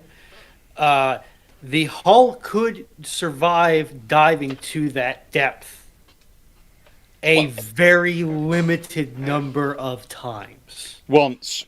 Yes. It's basically a disposable hull. Which, if you can get the manufacturing costs down low enough, there are dumber ideas. Yeah, I can. But they do But for a exist. super deep diving thing, yeah, it would make sense if you actually replaced it when you need to. Yeah, or you actually listen to your strain gauges and instrumentation telling you that something in this hull has fundamentally changed, Mm-hmm. and not just go la di da di da. I know what I'm No. doing. La di da di da. I've got a load A of... submarine should not be controlled through an Xbox controller. it was PlayStation. It was Xbox. No, it was a. It's an Xbox knockoff 360 Lo- controller, quickly. I think it was a knockoff Logitech USB controller in a PlayStation format. Have you seen what they use to control guns on Challenger 2s? Yes, because the Xbox controller is cheaper. Yeah, but also all the kids turn up knowing how to use it. But also, I'm going to point out that a Challenger 2 main gun turret has exactly 2 axes of movement that it needs to be concerned about: elevation and traverse. Also, A sub has... Unless your driver is What? very bad, in which case you do probably also need to worry about your crush depth. You made a mistake in fording. if you're worrying about that in your Challenger 2, there have been a lot of problems. Is Challenger even watertight? Yes, Yeah, yeah. Frank, remember, the Challenger's NBC protected. Which means it's water protected. It can afford rivers by going underneath them. 96 everyone.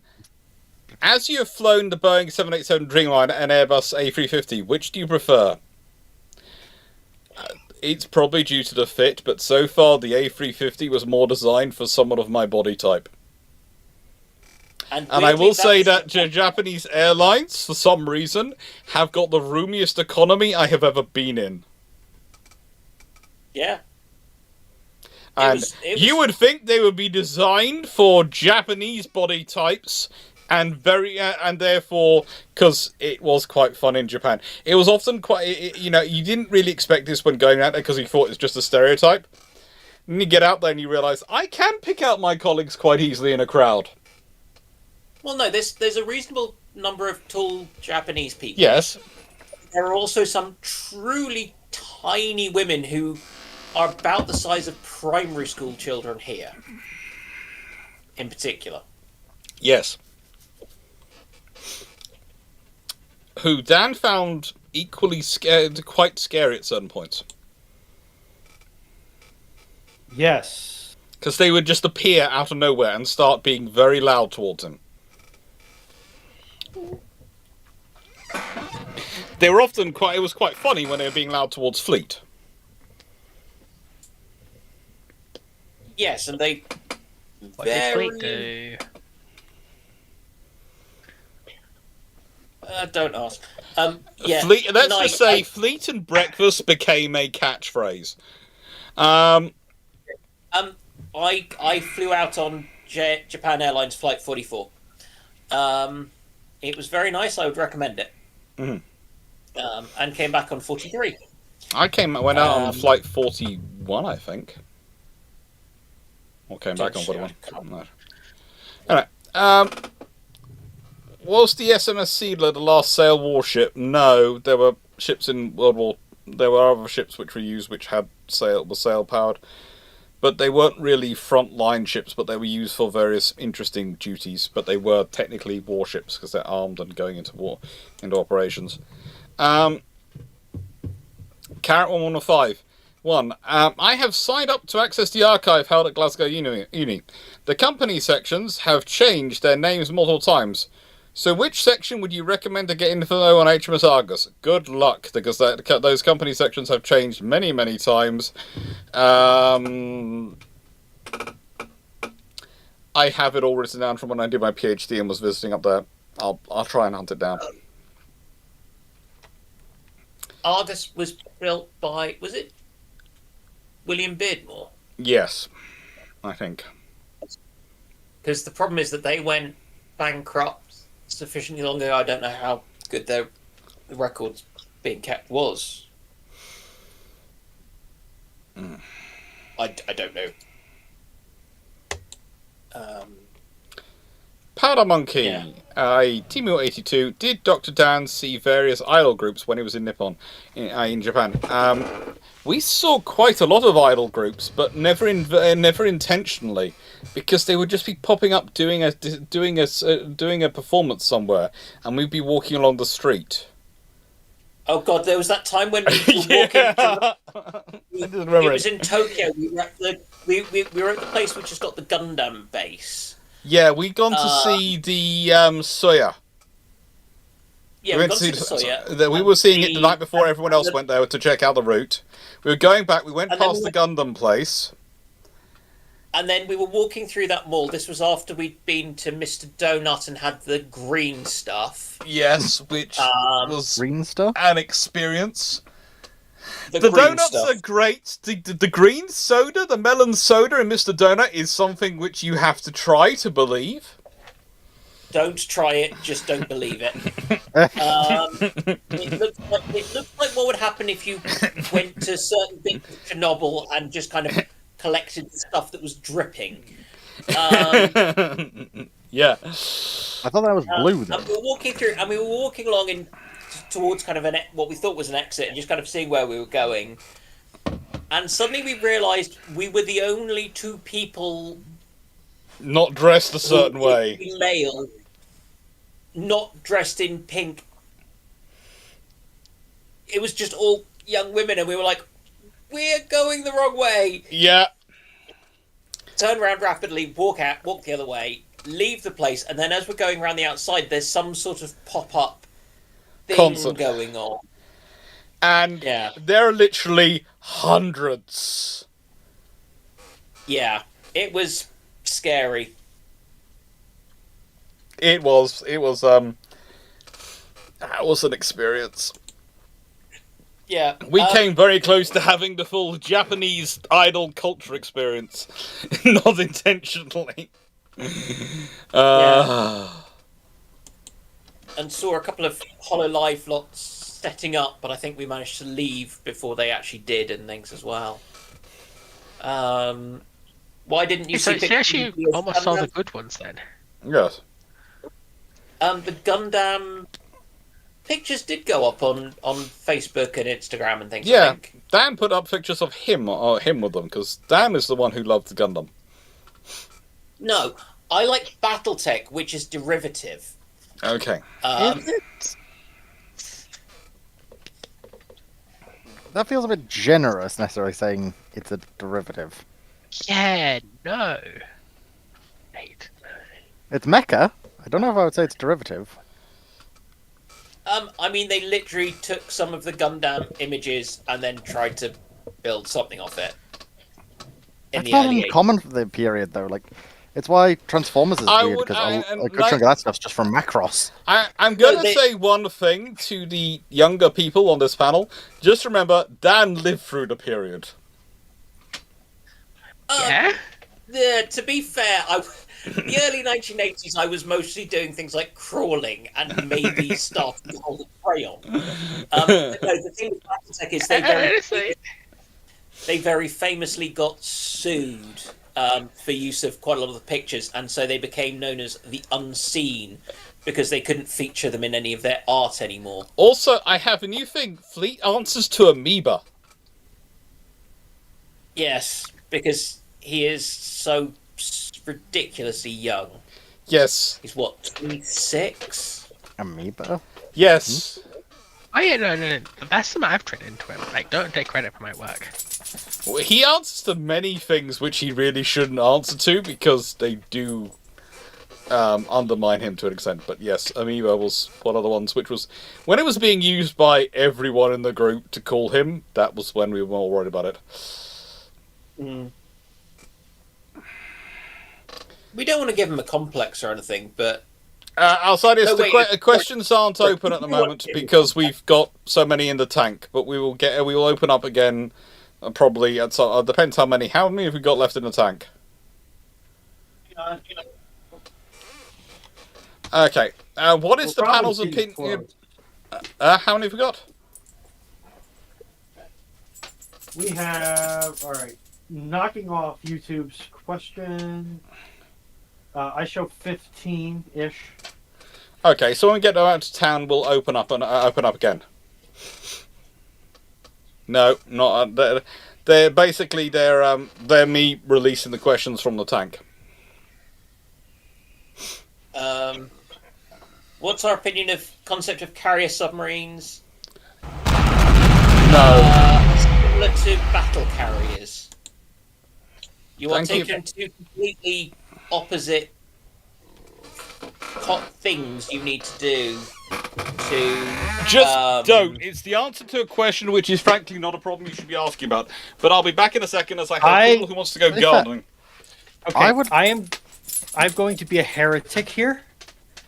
And maybe Dragon and I are sharing a brain cell. I'll let him go first, and then I'll be a heretic. Well, I was going to say, I would argue the battle carrier is actually much better than the carrier submarine, because No. Dragon, remember, the only way to achieve salvation I knew is a someone would bring that is a up. subcarrier.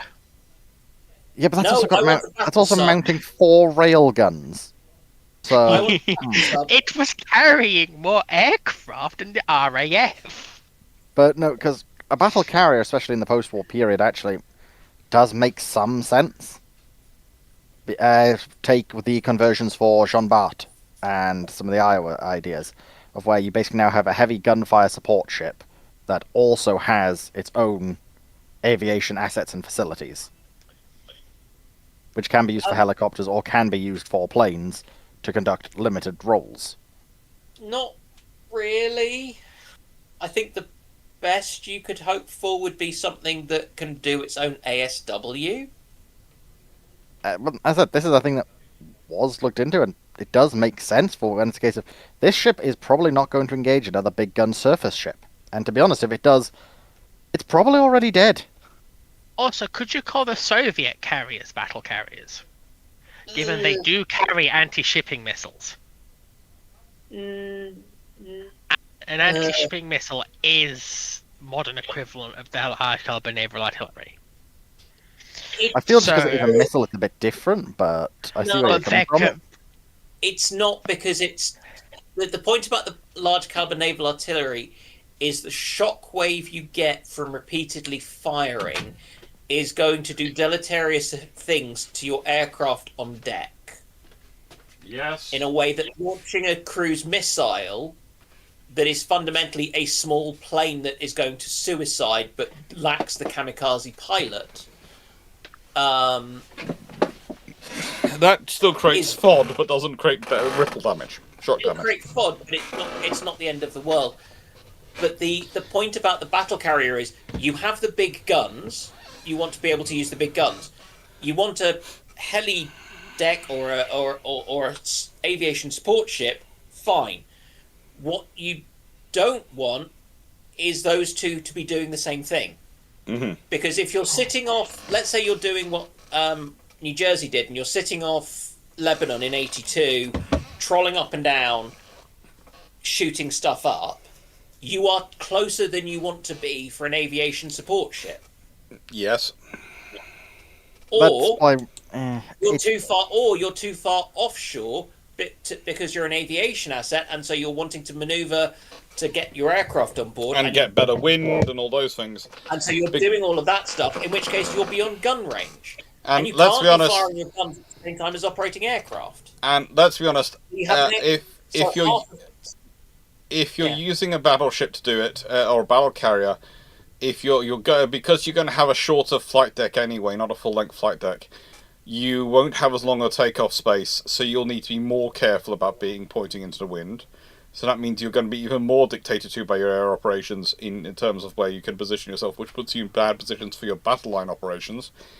And if you're a carrier submarine, the issues are how big a strike group are you carrying, and how long do you have to be on the surface to launch and recover the strike group, and what kind of issues are going to come with that.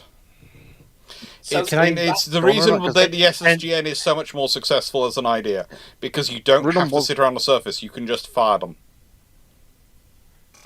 Ruben was going to mention now that I've been so go on, please. thoroughly run over, I would say that especially using the I-400 specifically as a template, that technology may have evolved to a point where something like a carrier submarine is feasible. Not really. In the sense of- they are. They're Can I planning finish, using. Dr. Clarke? You can do, but I'm just going to shoot your point down because the recovering aircraft they're still not going for. They're going for disposable aircraft. They can launch other missile tubes.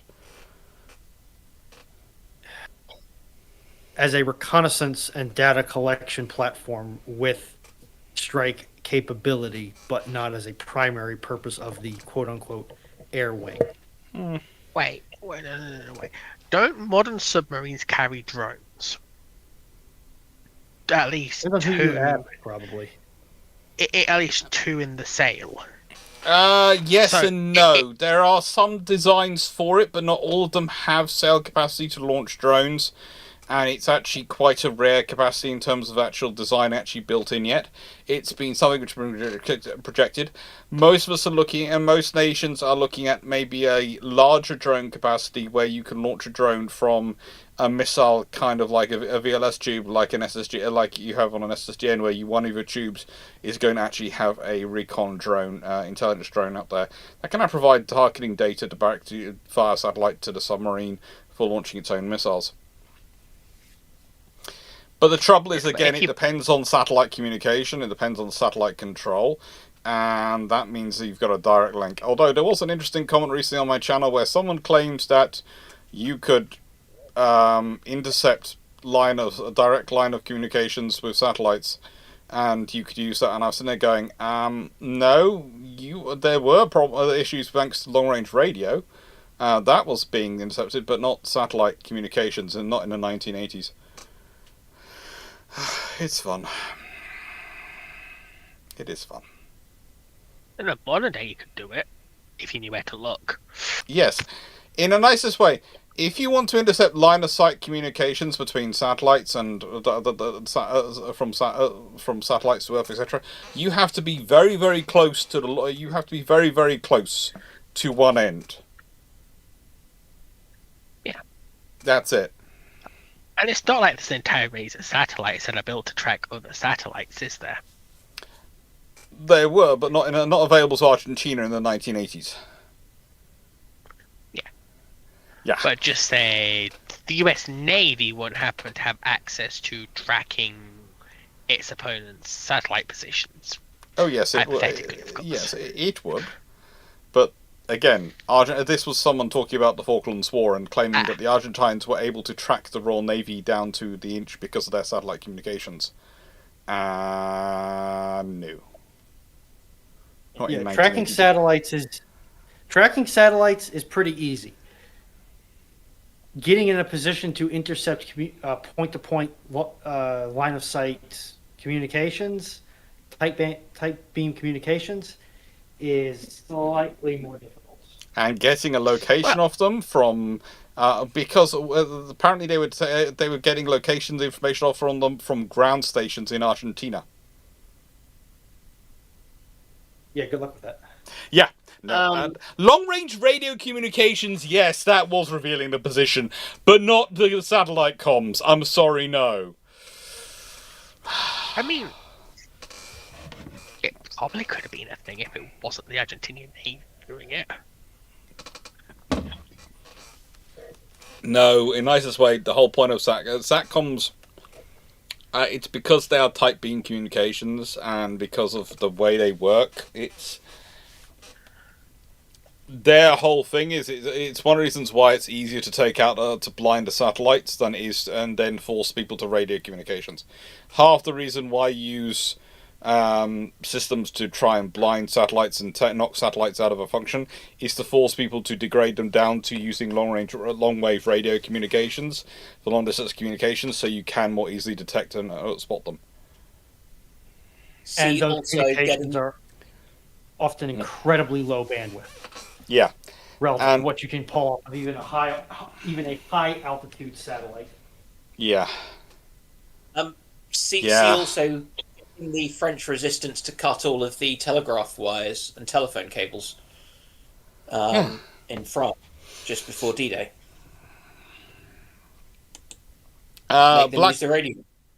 Black Horse. When the prize rules stopped in World War I and World War II, officially they weren't in function at that point, but yeah, they were, how to put it, sometimes reenacted.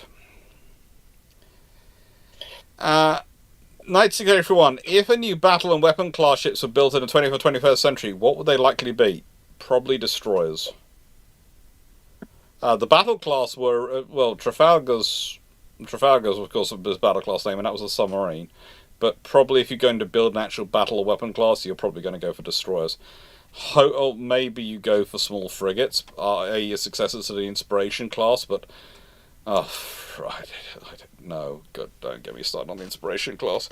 Okay, let's just leave that one before I get depressed. I was going to say, I think the difference would be if you looked at it sort of as the sort of Type 26 as the battle and the Type 31 as the weapon class. The difference is, I think the Type 31 is better than the weapon class equivalent in that equivalence. I think it's actually got more sensible capabilities because the weapon was trying to be weapon was trying to be a heavy destroyer, a large fleet destroyer and a medium fleet destroyer hull. That was just interesting. But Seneca Nero's next question is this: well, it's a fun one for Dan because Dan, of course, had the interesting train journey. What was the most annoying thing a YouTuber did in Japan that you saw, ship-shape members excluded? I've already talked about the scramble. I ended up sitting next to a slightly weird Kiwi YouTuber who was going off somewhere to the mountains. Yeah, she was weird. It was a strange conversation. I just wanted to sit there and read my book. Yeah. Never mind. I'm sure her heart was in the right place. And then she ended up with she did this. I don't understand why people do this. She was having a chat with her, I think it was her partner called her husband. And she did the whole thing of putting it on speakerphone. It's like, you're on a Japanese train. Oh, I hate when people do that normally. Yeah, I know. But especially on a Japanese train, where if you're going to take any sort of call, you're supposed to go to sort of stand in the in the kind of the corridor bit by the exits and the toilets and things. Don't tell my family that I told them you're not allowed to take calls anywhere on the trains. I just said it was peaceful. Basically not. And she was also good chunk older than me. So wouldn't have helped if she was a redhead.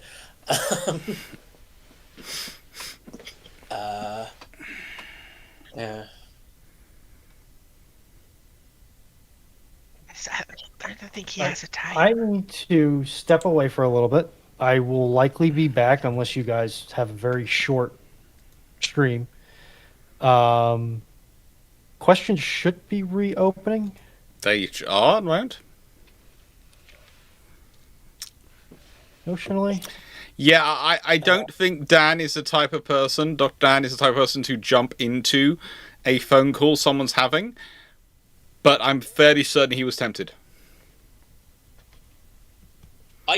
She seemed astonished at a lot of things that were clearly basic politeness in Japan, and which there were lots of signs up telling you to do. And she seemed shocked by this, and she'd been in the country for about 3 weeks longer than me. And I don't think it was her first trip, and it's like, you're just obnoxious with this stuff. Just try and blend in. Just, be polite and things. Most Kiwis I know are really lovely as well, so it was a bit of a... meh. Yeah.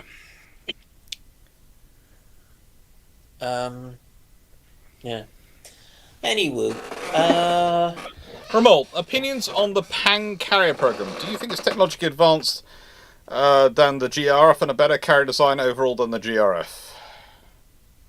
Is this the French Gerald R. thing? Ford class? Yes. No. It's going to have some bits which are more modern, because it's going to be that much further along the design path. But it's going to be the French carrier. They're building one of them. There are things they are prepared to put in building one that you would not build if you were building 11. As I've talked about before, when we talked about the Japanese battleships built in the same period based off the British designs. The Japanese were building 1, the British were building 9. The advantage of putting doing the incremental improvements to make it just a little bit better for if you're building one ship versus doing that same cost for all 9 and then only being able to afford 7. It's not worth it. Which is more useful, those individually slightly better or the larger class? Yeah, but it's still good. It's a good design. It's just no, it's not massively better than the Gerald affords. YouTube Minecraft Watcher, what modern frozen food, pick it from Costco, Walmart, or equivalent, would World War II US military troops like, and would frozen dishes like that bring morale up? Oh, good lord. That's a terrible idea because you now have to have a frozen food supply chain that is not going to let them defrost at any stage with World War II logistics. That is an absolute catastrophic nightmare. Mm-hmm. They're getting tinned stuff, and they're going to like the tinned stuff. Imagine feeding a GI the radioactive Walmart shrimp. No, No. Just the no. logistics are just horrific because we had all the, this has been the huge problem that's been experienced with all the vaccines for COVID, because the original vaccines that were developed were plug and play vaccines that were being developed for cancer use. So they thought they'd only be sending them to they'd be making them in very small quantities for very select things, and so it wasn't a problem that they needed to be kept frozen for all the transit things and stuff, which has meant rolling them out to places without the infrastructure, Africa being the most obvious one, were an absolute blinking nightmare. The idea of trying to do something like that in World War II, just don't. I mean, okay, no, that's a lie. Stick the frozen pizzas on the ships, which have got refrigerated spaces. Yes.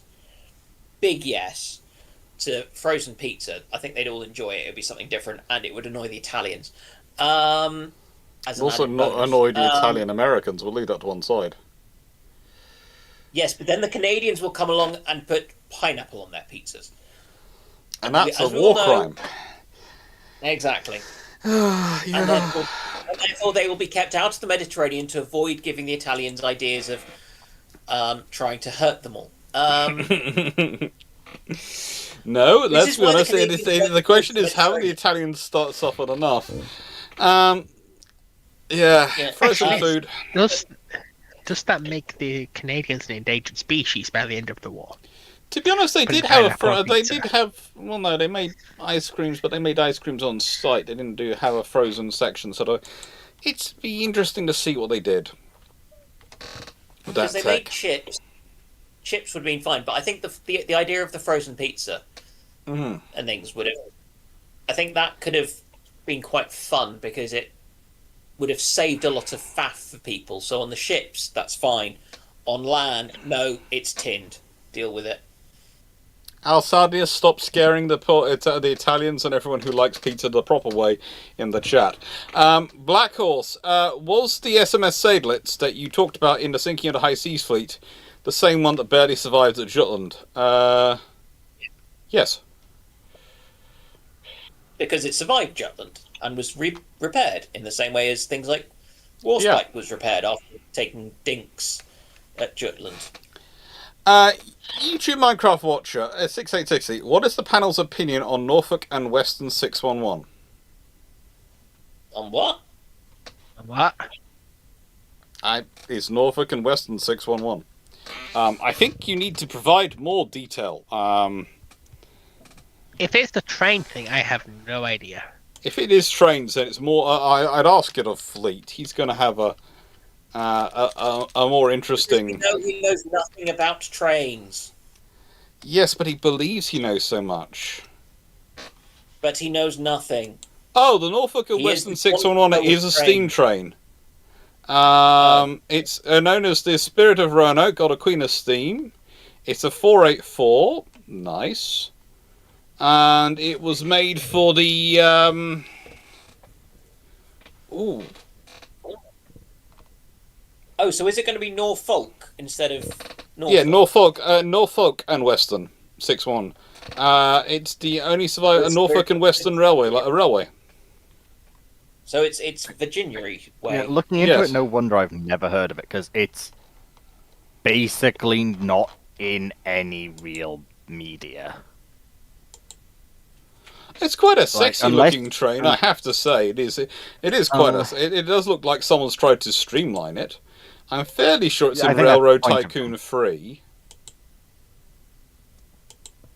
I think I've played with something similar to that in Railroad Tycoon 3. But yeah, it's an engine and a half, but yeah, it's an American steam locomotive. I don't really have enough knowledge on the American steam locomotive of that sorry to look it up. And when I can get one for my N-gauge railway, then I'll probably learn a bit more about it. I am starting to work on my N-gauge line, having both GWR stock and period-appropriate American and Japanese stock, just because I can. But trying to find an N-gauge steam locomotive in Japan for the model railway is blooming difficult. I didn't find really? any the entire time. Entire times out there, I didn't find any. Strange. Because Japan actually has a bit of a model train thing, and also they have a great. They have a great model train system, and but every single shop I went to, no steam trains, only their modern units. That's odd. I might have to ask more about that. I will be completely honest, I was not in any way, shape or form looking at them. They Too busy are looking at redheads. zero interest. Yes. No, that's a lie. They're kind of cute when you look at the railway layouts. I just am not interested in it beyond that. And they have different gauges with random letters. And also in the best model shop we went to, he kind of got he got distracted by a pussy lying outside on the floor. You mean the putty tap? That's what I said. A pussy lying outside on the floor. Putty tap. Unfortunately, Runon's not here to really wind her up. Black Horse, how did ships get regular work like cleaning their hulls done during wartime? It was scheduled. That Yeah, I sounds mean, if you so look at- wrong, and I assume it's poor Dan you're having a go at. Yes. Yeah. My sister is coming to defend. He was saying putty cat, and I was saying yes, it was a pussy lying outside on the floor.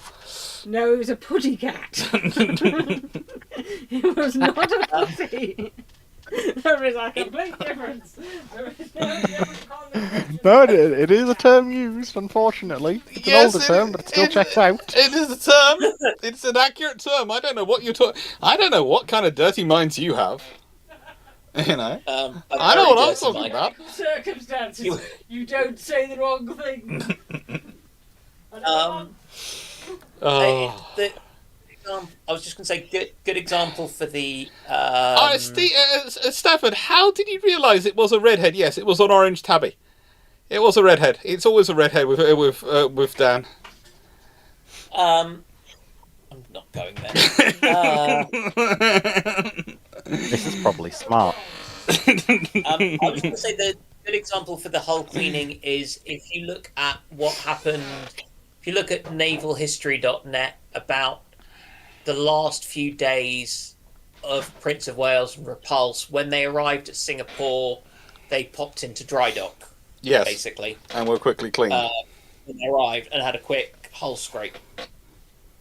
And things like that. So that's how you did it. You stopped somewhere and did that, and that was, I think Repulse got done first, or had been done before, which is one of the reasons she toddled off to go towards Australia, whilst Prince of Wales stayed for a little bit.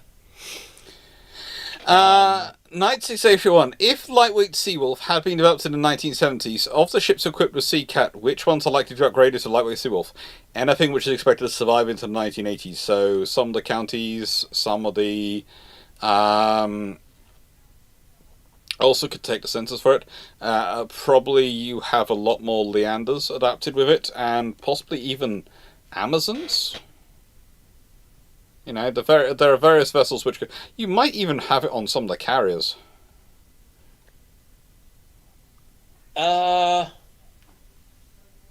So with or without future knowledge of things like the Falklands War, I want to stick it on everything I can. Because Yes. it's an upgrade system. But you're not going to And have it's a infinite good one. budget, so you're going to stick it on the things which you can most make use of it. But, you know, it's a bit like, what do I want to stick more pom-poms or 40mm Bofors on, or 20mm Ehrlichons on in World War II? Everything. Yes. Oh, there's a scrap of space. Stick guns on it. You know, with this sort of thing, it's a lightweight missile, and you're going to do better having more of them because fundamentally they're not that efficient. So you want to be able to launch a whole load, and it allows you to either offer some self-defense capability against somebody turning up against your ship, if you're out on your own doing ASW work, or it gives you more of a role, even if it's a limited one, as part of a task group. You know, it's like sit between the kind of sit down the threat line, and the aircraft attacking, or the missiles the anti-ship missiles attacking the high value targets will basically go over you, and you can try and take a shot at them, or maybe they'll hit you.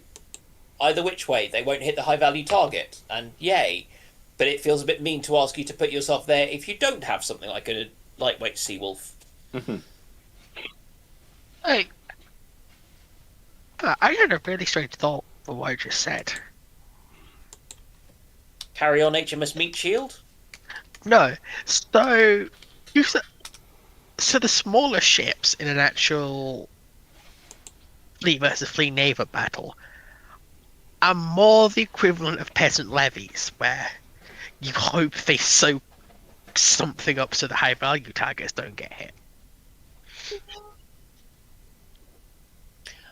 We don't usually tell them that, but to an extent, yes. No, I think I would describe them more akin to the outer works of a castle structure. I was going to say the archers balanced against the men-at-arms in the sort of Agincourt style or Crecy style lineup for an English army. Or, if done badly, the crossbowmen, Genoese crossbowmen for the French nobility, where you ride all over them and ignore them and don't let them do their thing properly. Yeah. I think that's a better way of viewing it, as a kind of, because your man-at-arms is your high value asset, because they literally are. But and one-on-one, they can probably do more damage than an archer, but at the same time, having seen the guy who pulls full-strength warbows and quite how much shoulder he has, his shoulders just keep going forever, basically. He's a lovely bloke. Yeah, it's scary how strong they would have been, and when you think that they would often be carrying around mauls, so basically big war hammers, to cave in your plate armor, with that much strength behind it, you're going to get squished. Yes, you might poke a hole in them with your sword or chop their arm off, but they are going to land blows on you, and you are going to feel them. A lot. I kind of want... it is going to hurt. With the arrows versus armor thing they did, it's the archer from that, whose name I suddenly can't remember, but never mind. Yeah, when we met him at the Chalk Valley Festival, both Dan and Drac kept going, sort of looking at his arms and going, like, you know, trying to look at it and trying to quantify just how big and thick they were. Just ridiculous. But I kind of and there was me sitting there trying to rack my brain, because the sheer amount he was going, yes, this is what we traditionally use to take out bunny rabbits and things, as the actual arrow. And I was looking at going, we have those at home. We have those in one of the farms, which is in my family. They have a collection of those. And I'm not sure if they are actually period accurate or if they are recreations, which we've had around for a long time. But there's a whole discussion going on about how old they are. And at some point, when we have a theory of how old they are, I will get back in contact with them. Because it could be something which we've just, over time, renewed. And they might be kind of like the dwarfish axe from Terry Pratchett. Yeah. Mm. Sorry. I kind of I just want to see him go up against a suit of armor with something like one of those warhammers or something, and just watch him smash the whatever out of it, just to kind of show that archer. Instead of arrows versus armor, that's archer versus armor, and he kind of just takes pieces with that. Would be amusing to see. Okay, Bowman Boy, next question. To what extent can Japan's superior understanding of the importance of sea lines and communication be attributed to its World War II experience of blockade or being 4 instead of 2 main islands?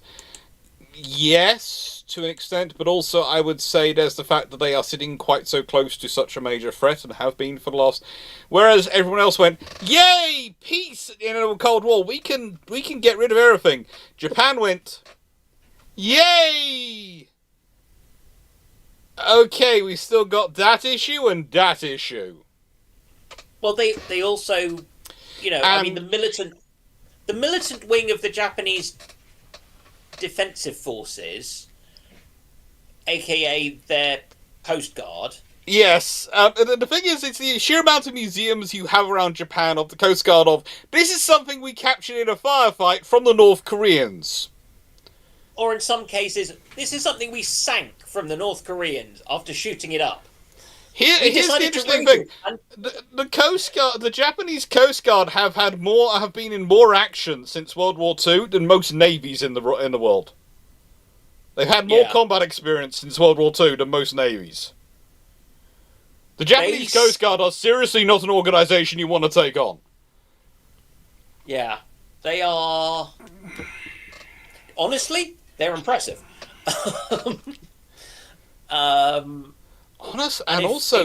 They are. It's going to sound strange, but again, every single one of the, and this can't be true for everything, but every single one of the, it's going to sound stereotypical, but it wasn't. But every single Japanese Coast Guard, every single female Japanese Coast Guard officer I met was tiny. They were tiny and incredibly energetic. It became to me like a running theme. Like if you ever see someone who's come from the Soviet or Warsaw Pact era who was one of their tankers, they all seem to have the same body type because literally they were selected because they could fit inside their tanks, and that was the overriding criteria. So that's why they all look like exactly the same. They all have such a similar body type.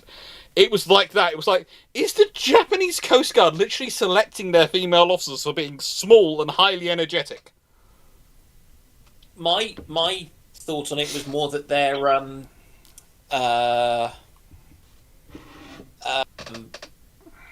their cutters were immaculate. They were really well kept. Stafford, no. We went around Japan, and we can honestly say that Japanese ladies come in all shapes and sizes, as do their men. There are a lot of myths around these things. They come in all shapes and sizes. Could be a reflect of the changing diet. There was one remark which the conversation me and Dan were having, which is definitely not safe for YouTube at one point. Where we were having a blunt conversation about some of the anime drawings and whether or not they had actually any basis in realism. And sort of going, we've always believed they were just completely, artistic license, but They actually have some quite real things behind them, I'm afraid. Yes. And it was a case of young women with bad backs. Yeah, Hokkaido was especially interesting on that front. It was a case of, oh my. Yeah. What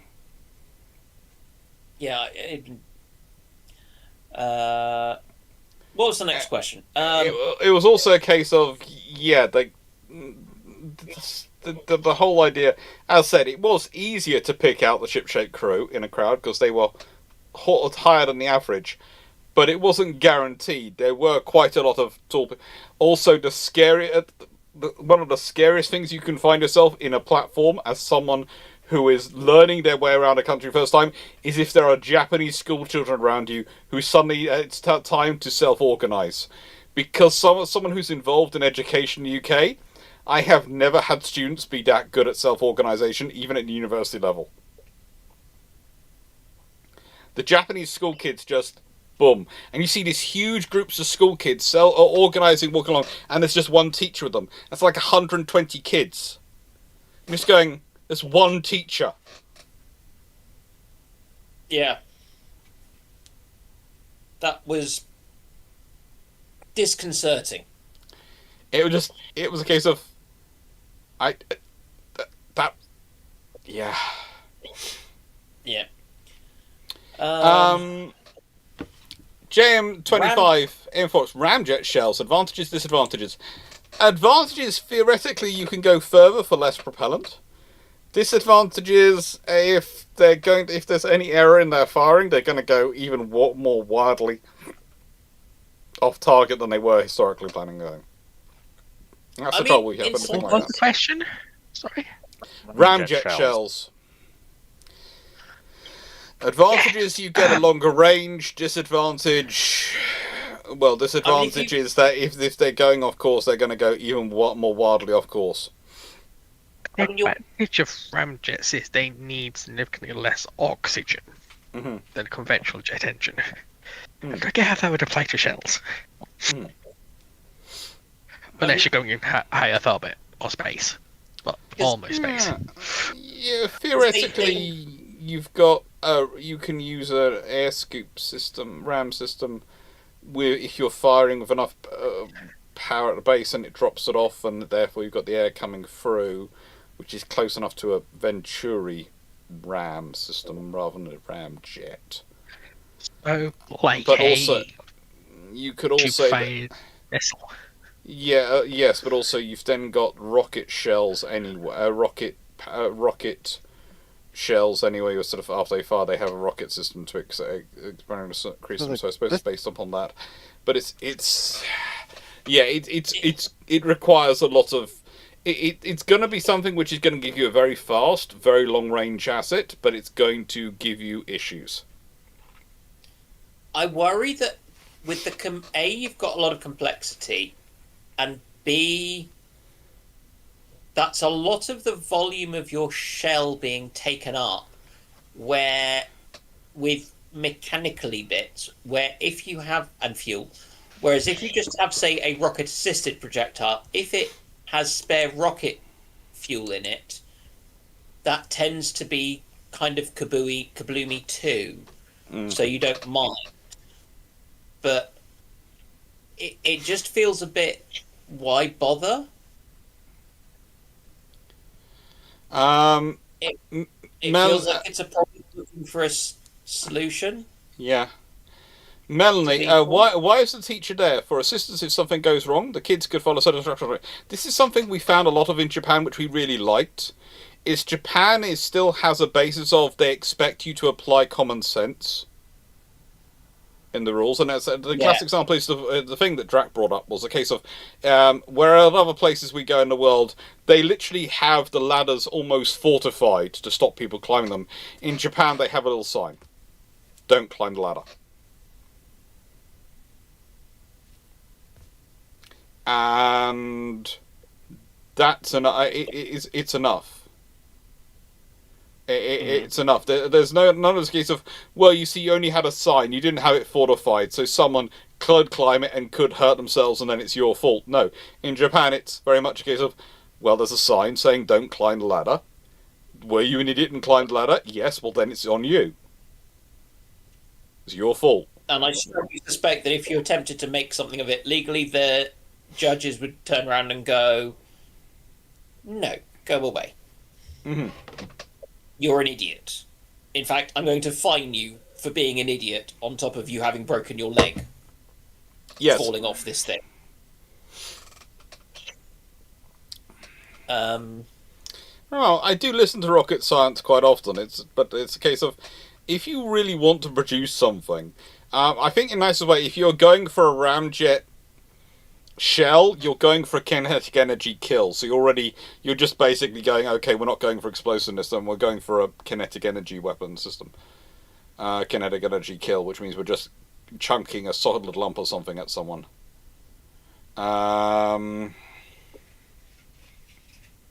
Yeah, it's an interesting point, but it's going to be complicated. Ramal 570 F57808. Are we going to see non-US naval missile being developed on the Mark 41, being implemented on Mark 41 VLS? I think already they can. I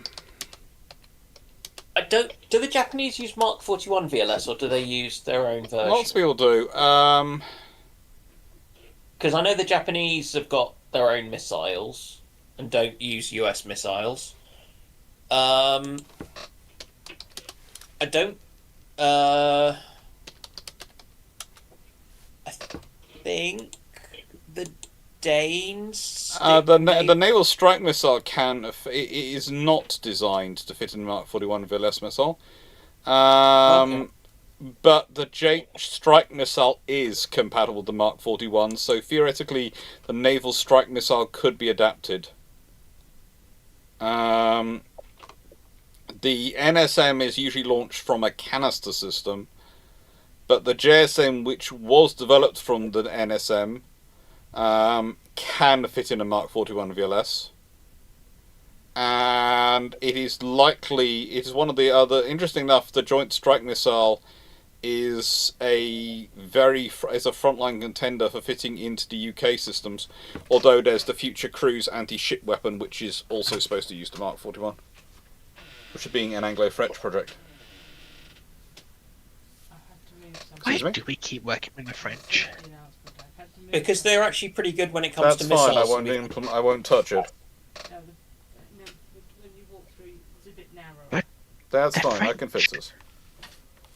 Yes. Yeah, in the nicest way, because it looks so good on paper to do an Anglo-French project, and our politicians love visits to France because they get to bring back a load of cheap wine.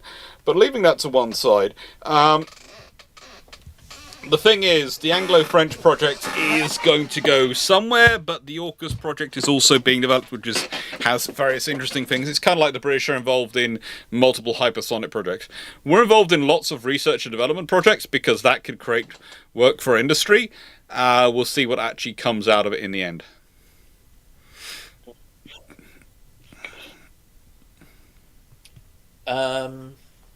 If nothing else, it's helpful for the development stuff. Yeah.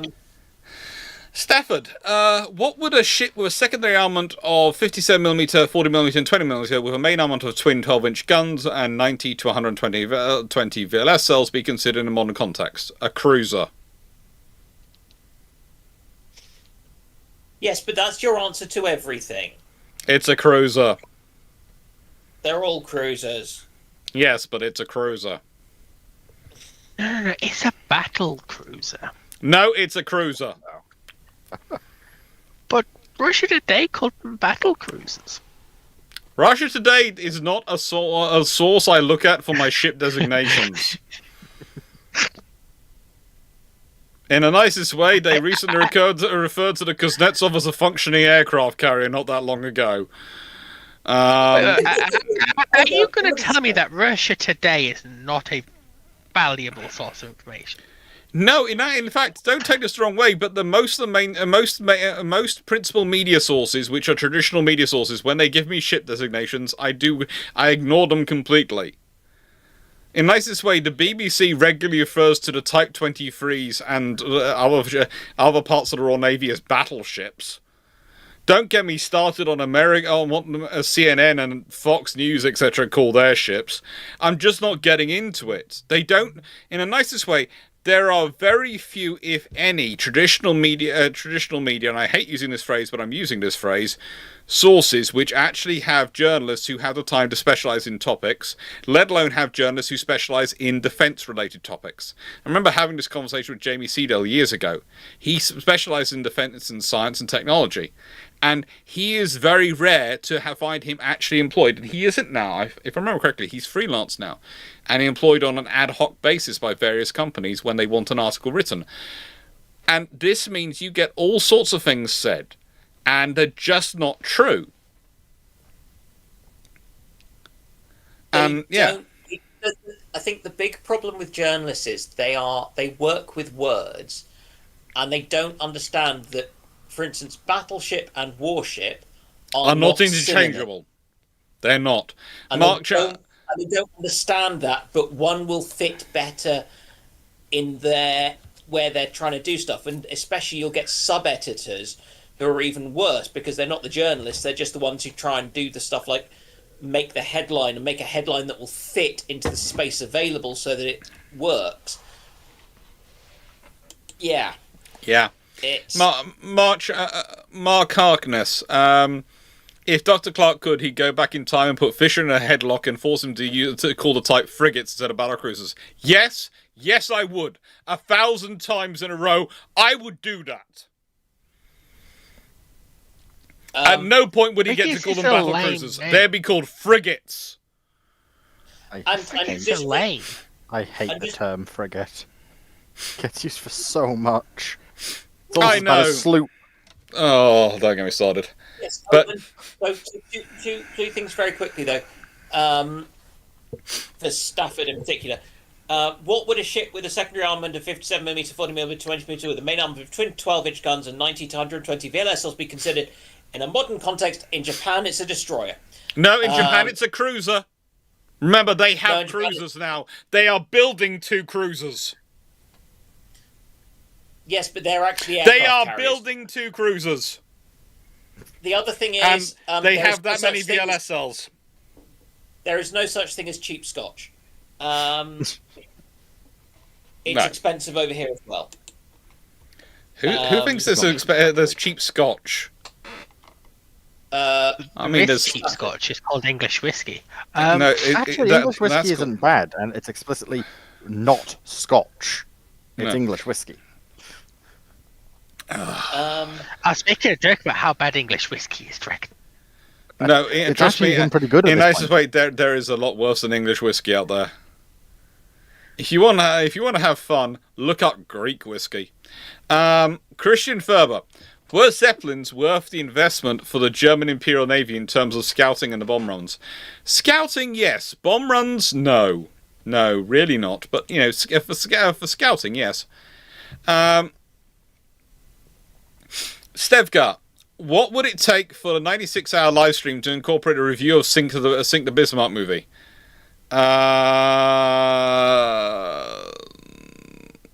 Me to rework the entire thing currently, but we'll see. There's lots of options. Get us the copyright for it, probably. Yeah. I don't know. It's a pretty old film. I'd need to check. Temu82, what was the most beautiful moment in Japan? I know you really want to call it Nippon, but I'm calling it Japan because... Yeah. It's Nippon, Japan. Lots of different names for the same thing. Most beautiful moment. It's. I mean the islands we went round. They were gorgeous. In Kyushu, the Kujuku Islands. For me, They were amazing. it's Sunday morning in Hokkaido. Yeah, that was good. Those views. Yeah. They were that mountain range. That was just gorgeous, and driving through that was gorgeous. Yeah. The Japanese have had Kaga for a while. George Newman. They've had it for a while.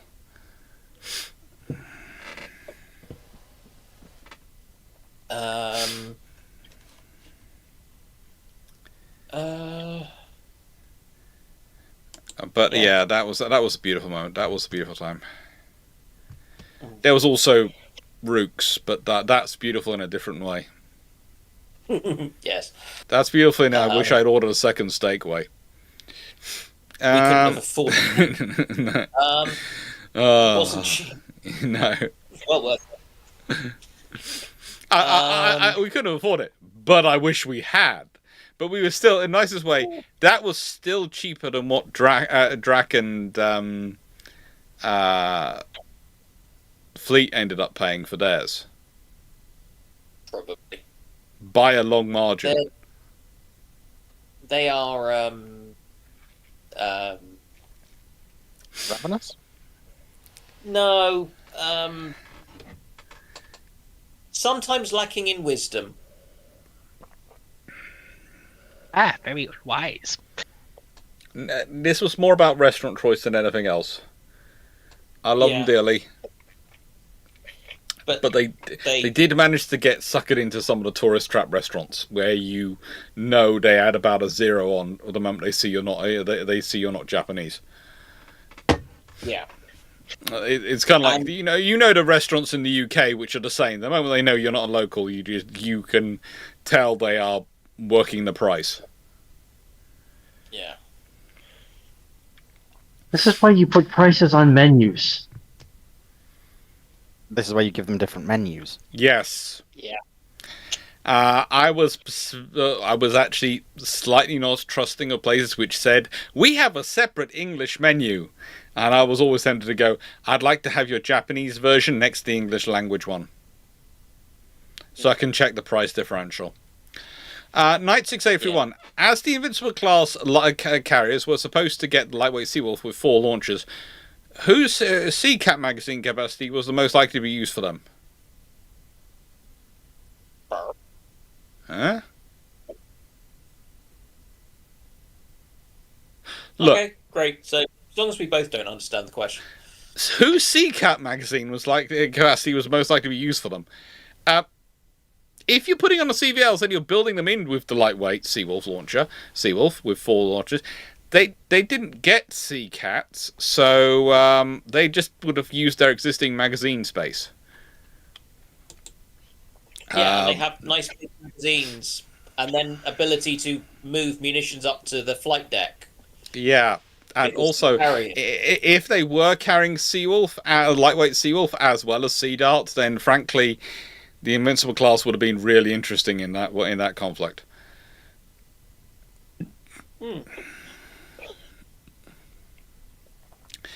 Senator Kinnear, what would happen after the battle after damage was controlled? I'm sure we answered this earlier. How did the sailors celebrate? Age of Sail, Jutland, in World War II. Basically, all's for free. It's splice the main brace after everything's sorted out. Have some good food. Or in American ships, who knows, because... Ice cream, if it's still around. That it really isn't the same, is it? Yeah, but... Yeah. Alcidius. World War II era heavyweight shells were designed for max deck penetration, and high-speed shells were designed for max belt penetration. Could you have one gun that could fire both sorts and change based on range? Yes. In fact, most guns were designed for both types, because basically you just you designed the shell for the gun, not the gun for the shell. But also Weren't HE and AP shells different weights anyway? Yes. Because one was less dense than the other. Well, yeah, that's because one of them's mostly solid steel and the other one's mostly bang. Yeah. And the bangy stuff is less dense. But the The other thing is that the heavyweight shells, you're lobbing them very high. It's a high angle thing, so it's Okay. it's coming down with the speed. It's getting a lot of its speed from actually the height it's falling from, not just the speed you're launching it out the gun. Mm.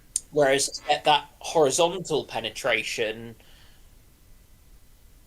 sort of short range, that's where you just go bang. But actually, when you're at that sort of knife fighting range where you're at 0 degrees elevation, that's the point where an 8-inch shell can sink just about anything or penetrate just about anything that's not. I think it was a KGV and a Yamato people were talking about. And they're not sure about the Yamato because it depends on how solid you think that arm was. And also, I would point to the prime example of the armor-piercing shells that the Iowas were fitted with were called super heavy, indicating that they had a lighter AP shell. Oh, they had lots of designs. In production, roughly contemporaneous with the super heavy. Oh, yeah. And you could just put less powder in as well if you didn't need all the bang. Because it was 4 powder bags for or 5. So you just put less in if you don't need it all. But shooting with less is still going to make you less accurate because you have the range tables for a custom powder charge. You probably do. You have range tables. You will have range tables for reduced charge, normal charge, and overcharge. Yeah, but if you're doing a custom charge, it's not a custom charge. It's just we're putting in 3 powder bags instead of 4. The field artillery have got it, and if they've got it, then you're definitely going to do it for your battleship guns.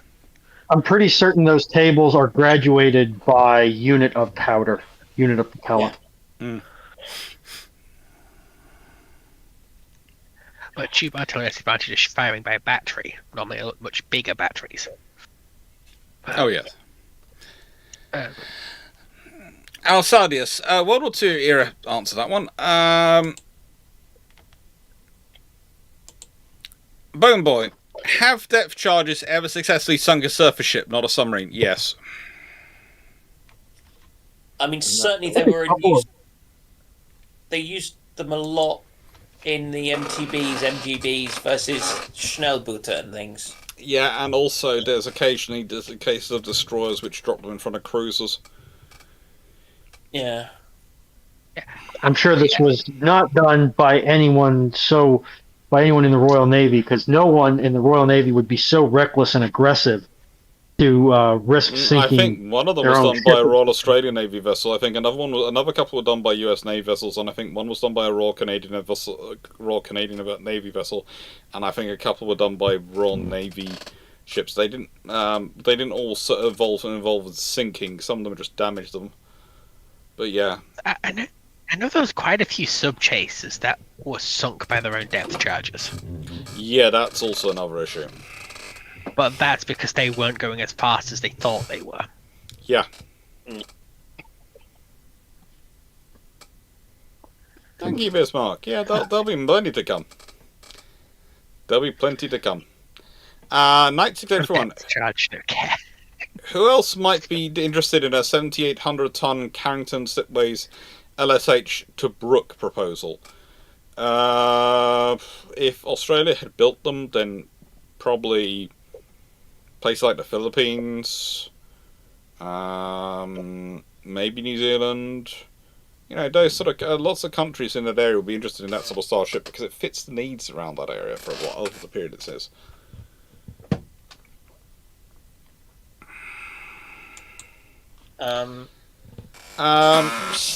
Stafford, thoughts on nuclear-powered hospital ship? As you'll be a white paper soon. Looking up the medical equipment has been painful.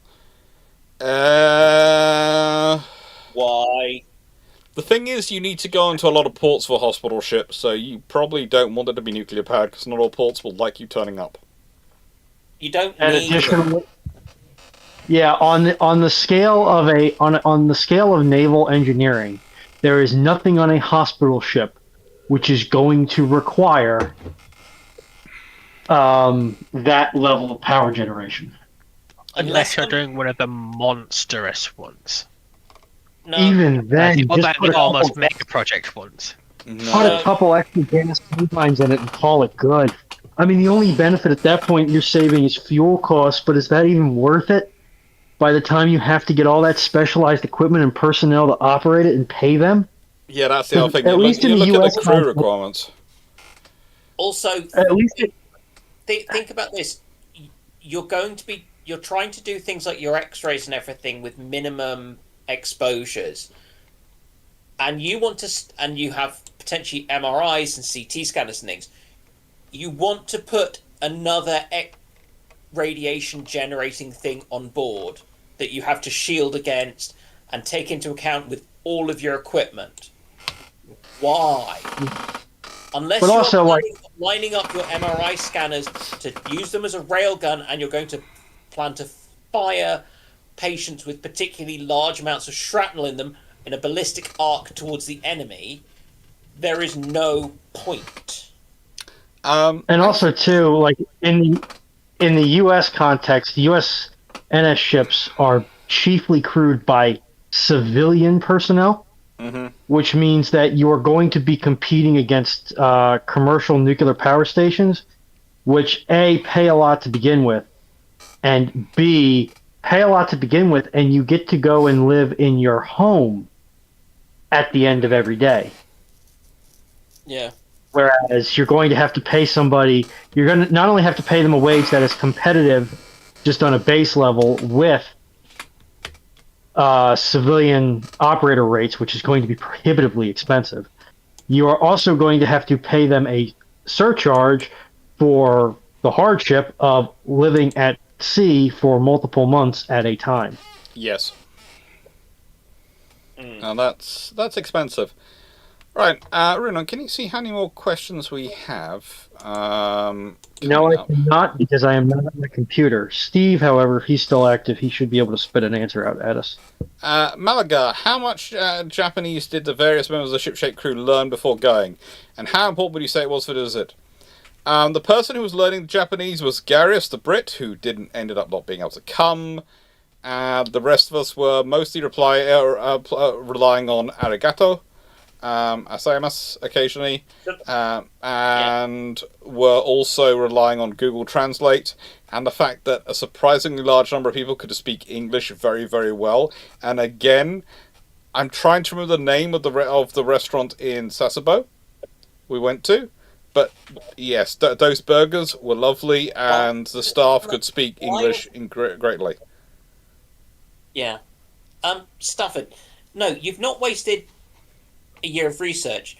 It's just that the two things of nuclear and hospital ship don't need to go together, but looking into both of those things separately, because nuclear is just a power source, is one thing, trying to understand all the limitations of that, and looking into all the kit for a hospital ship is also useful and sensible. The only scenario where I could see a nuclear-powered hospital ship being remotely considered is if it was a icebreaker grade ship and you're using it in the high north. Yep, and that's such a niche case. It's not or in space, as you say. Out of those circumstances, you're not going to need it. And the circumstances: do you need a hospital ship specified for the high north so much that you just can't send a nuclear icebreaker with it? Probably not. And it's better to have more of a class of general purpose of hospital ships rather than have one which is going to stick out, and if it's not going to be available when you need it. And that sort of thing it's a useful thing to think about. It's not a waste of time. Yeah. No research is ever a waste of time. And it's generated discussion here. I would say that the speed advantage that you are going to get by going nuclear isn't necessary because most navies who are going to operate a single role hospital ship are also likely going to have some form of fast VTOL aircraft Hmm. that is going to make the lower top cruising speed of a hospital ship less relevant. And also, you're going to have some facilities nearby, like Royal Navy, the aircraft carriers, and quite a lot of ships have quite useful medical facilities aboard them. So they can Yeah. deal with some problems themselves. Malaga, one. How much Japanese... So I answered that one. How much Japanese? We answered that. Knight 6831. Where on the Invincible class light carriers should the Sea Dart launcher have been placed to avoid issues that saw its removal post 1982? There's no other real option of where to position it than where it was. There On really the aren't that escorting many Type options. 82. Yeah, that's the best place. Put it on the escorting your Type 82 and then you won't have any problems. That's the place to put it. Yeah. Um, Stafford, if the Royal Navy pulls off the Type 83 properly, does the USN dust off the Zumwalt hull design with counter weapon to sharp the RN in a traditional manner? Probably not. No. But if the Royal Navy does produce the Type 83 properly and does produce a good design, and it is... Honestly, I wouldn't be surprised if it ends up being an Anglo-Japanese project at this rate. Then I can see the USN going, oh, we need something of...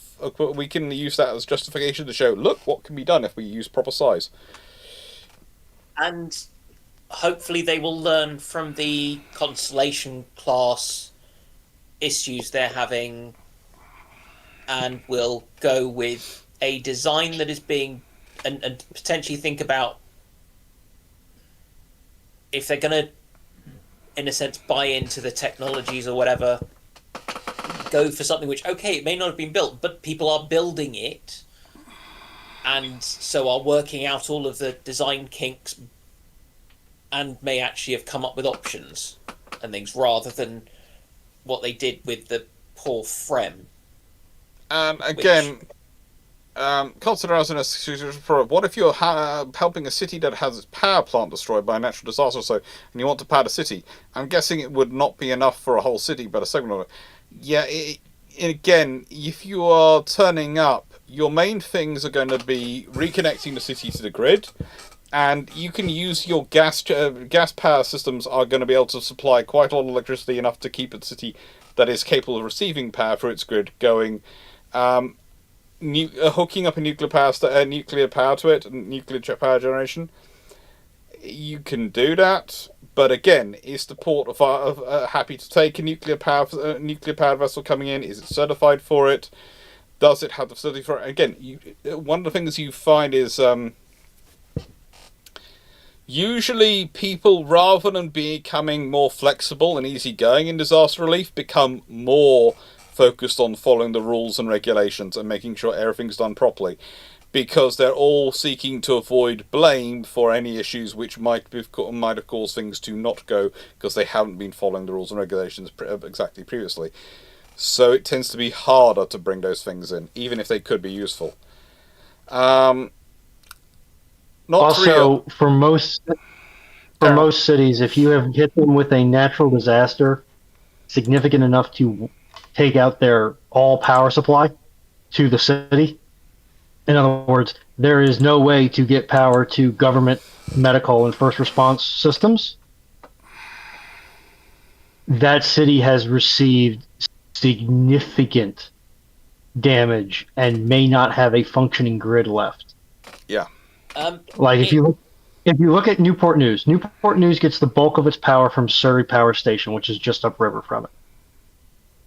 And in order to take power out completely without the ability to reroute it, you would have to have wave action that would take Surrey, wave or wind action that would take Surrey offline, kinetically offline. Mm-hmm. If that intensity of event happens at Newport News, you will not have a Newport News left to electrify.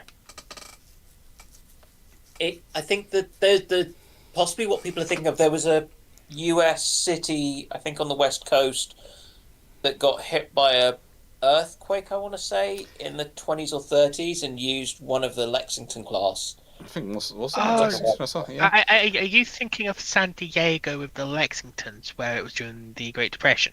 Yeah, and there's Yes, also Where there's the carrier powered also the city. there's also Russia, where occasionally their nuclear icebreakers turn up and provide power to whole small cities where they've run out of power in very cold periods. But leaving that to one side, you can do it, but it's very difficult to do. And again, you need to have the Russians have lots of ports which are nuclear certified, especially along the icebreaker routes, because the icebreakers are nuclear powered. So it makes sense to pay and have them certified, how to go through all the hoops. It doesn't mean everyone else is, and it doesn't mean. Also, if you think about it, if you're going to do that, you have to make sure is there a grid running down which can take enough power off and actually laid to take power from the ship to shore, because there are quite a lot of ports and quite a lot of facilities where they don't even have the ability to take the power level from a gas turbine power generation system and the level of power that comes from that, let alone a nuclear reactor. And if you have multiple gas turbines, you can supply quite a lot of power. But yeah, not all ports have that kind of facility built into them. Particularly with the turbo-electric ships, like the Lexington class, though, I would have expected them to have quite a lot of engineers on board who were reasonably familiar with working with high-power electrical supplies. Yes, they would, but it's And additionally, you're going to have so even if you can run the wattage through the shore power connections that you have available at your hypothetical port here, most city grids are going to be operating at triple-digit kilovolts or very high double-digit kilovolts. Yeah. And because of the space requirements that takes, you are likely not going to be generating that power on the ship. So you're going to have to step the voltage to whatever the shore power voltage is, then step it back up to whatever that local grid's transmission voltage is, and then hope you still have enough wattage available to provide useful power. Mm-hmm. In the modern era, it's actually less practical to do in the modern era without dedicated infrastructure to do it. Yeah. And frankly, no one's going to build that level of infrastructure. Equally, these days you could probably bring in more easily by air or something lightweight generators to power your places that need the emergency supplies if something's taken them out, like your hospitals. Yeah. That is usually an option. If something's... I mean, to be fair, every hospital has diesel generators as a backup anyway, and I think we can run on them for a couple of days, I think. I forget exactly how much fuel we keep, and we run a test on them every week. We run off them for a little bit just to check they're working, as well as having battery power for the most key things for a bit. So you've got a bit of time to bring in just more fuel, to be honest, for stuff like that, if needs be. And on stuff like that, type of infrastructure is going to be on a refuel first. Yes, and I think we have now officially got done this question. So not real. This one's a death. Yeah, well, not real. 1, 2, 3, 4, 5. If Germany started producing submarines instead of surface ships pre-war, that's pre-World War II, I'm guessing. How far back would they have to go to start producing subs of a sufficient number to say hypothetically starve Britain? The problem for Germany is that even if they start producing submarines as early as they can really start building them after the Anglo-German naval agreement, the problem for Germany is that there is Article 8 of the London Naval Treaty, which allows the production of ships, as I've talked about before, of under 2,000 tons, not designed to be faster than 20 knots, not limited in certain guns, not designed for torpedoes, But, you can build as many of them as you like. They're not restricted. So basically, the moment Germany starts producing subs in numbers, the British are just going to use their infrastructure to start building more of those vessels. And that's your problem. The moment Germany goes, we're not going to build surface ships, we're just going to build submarines, the British go, woohoo! Great, Germany's now a one-dimensional threat. So we now can build our capital ships and carriers and orientate them on the Mediterranean and the Far East. And we don't have to worry about them for dealing with Germany. We just have to have ASW warfare capabilities for Germany. And some destroyers knocking around with other things. So we can just build a lot of sloops. And that is the problem. If Germany does that, they become a one-dimensional threat and the British can work around that. And this is the same for any scenario. If you become a one-dimensional threat, you become a far easier nation to deal with. And you also, if you consider for the perspective of the Italians, allying with the Germans becomes far less attractive because there is going to be no forces drawn off. There's going to be no scenario where there's going to be capital ships sitting in the North Atlantic, sitting in the North Sea. They're going to move the home fleet's capital ships and carriers probably down to places like to Gibraltar, have the Mediterranean form up at one end and have the home fleet at the other end, and squash the Regia Marina in the middle. And that's it. That's going to be the cunning British plan for how to defeat the Italians.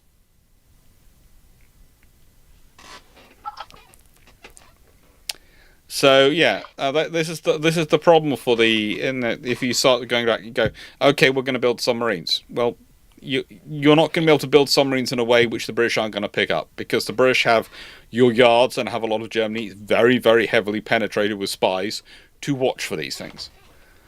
As for World War One, for them to do it at that period, then they have to go back before there's actually practical submarines. And that is far more of a problem. Yeah. Anyone who's got ideas for this one? I wouldn't say so. Nothing to add to it.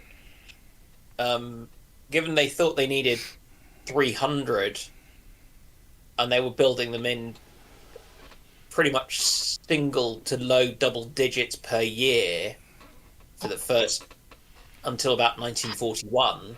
Yeah, it just ain't gonna happen. They have to be building a lot earlier, and that amount of effort and infrastructure being focused on that is going to be noticeable by a long margin, and the British are not going to take as long to build up and be producing that stuff. Black Horse, would love to see you do an episode of History Undone on the side of the High Seas Fleet. Maybe Drac can get you in contact. That'd be fun. That'd be fun. Dumb question. We don't really do dumb questions. If I call a question a bad question, it's usually because it's a badly written question. There's no such. Let me put it away. There's no such. To my mind, there is no such thing as a dumb or bad question that you shouldn't ask. It's always good to ask questions. There can be badly or dumbly phrased questions, of which occasionally, I'm going to name names because he knows this. Knight 6831, when he doesn't plot the questions out in advance and just is right out, and it can sometimes produce questions which are sufficiently focused as to be practically predicating the answer and biased. And you go, nope, that's just not answering that question. There's no point. And I'm bringing up Knight because Knight knows they do this, and I've brought this up with Knight before, and they do usually ask very good quality questions, which is why I can point out that occasionally they don't. You sound like a disappointed father. Yes. That is usually the point. Usually when I see questions like that, it's more I'm disappointed for the person than I am thinking this person's dumb or something like that. I'm disappointed that they haven't been able to answer the question. That's when I feel almost to an extent also I failed because I haven't given enough of the advice on how to properly structure a question to get the answer, to get a useful answer, useful information.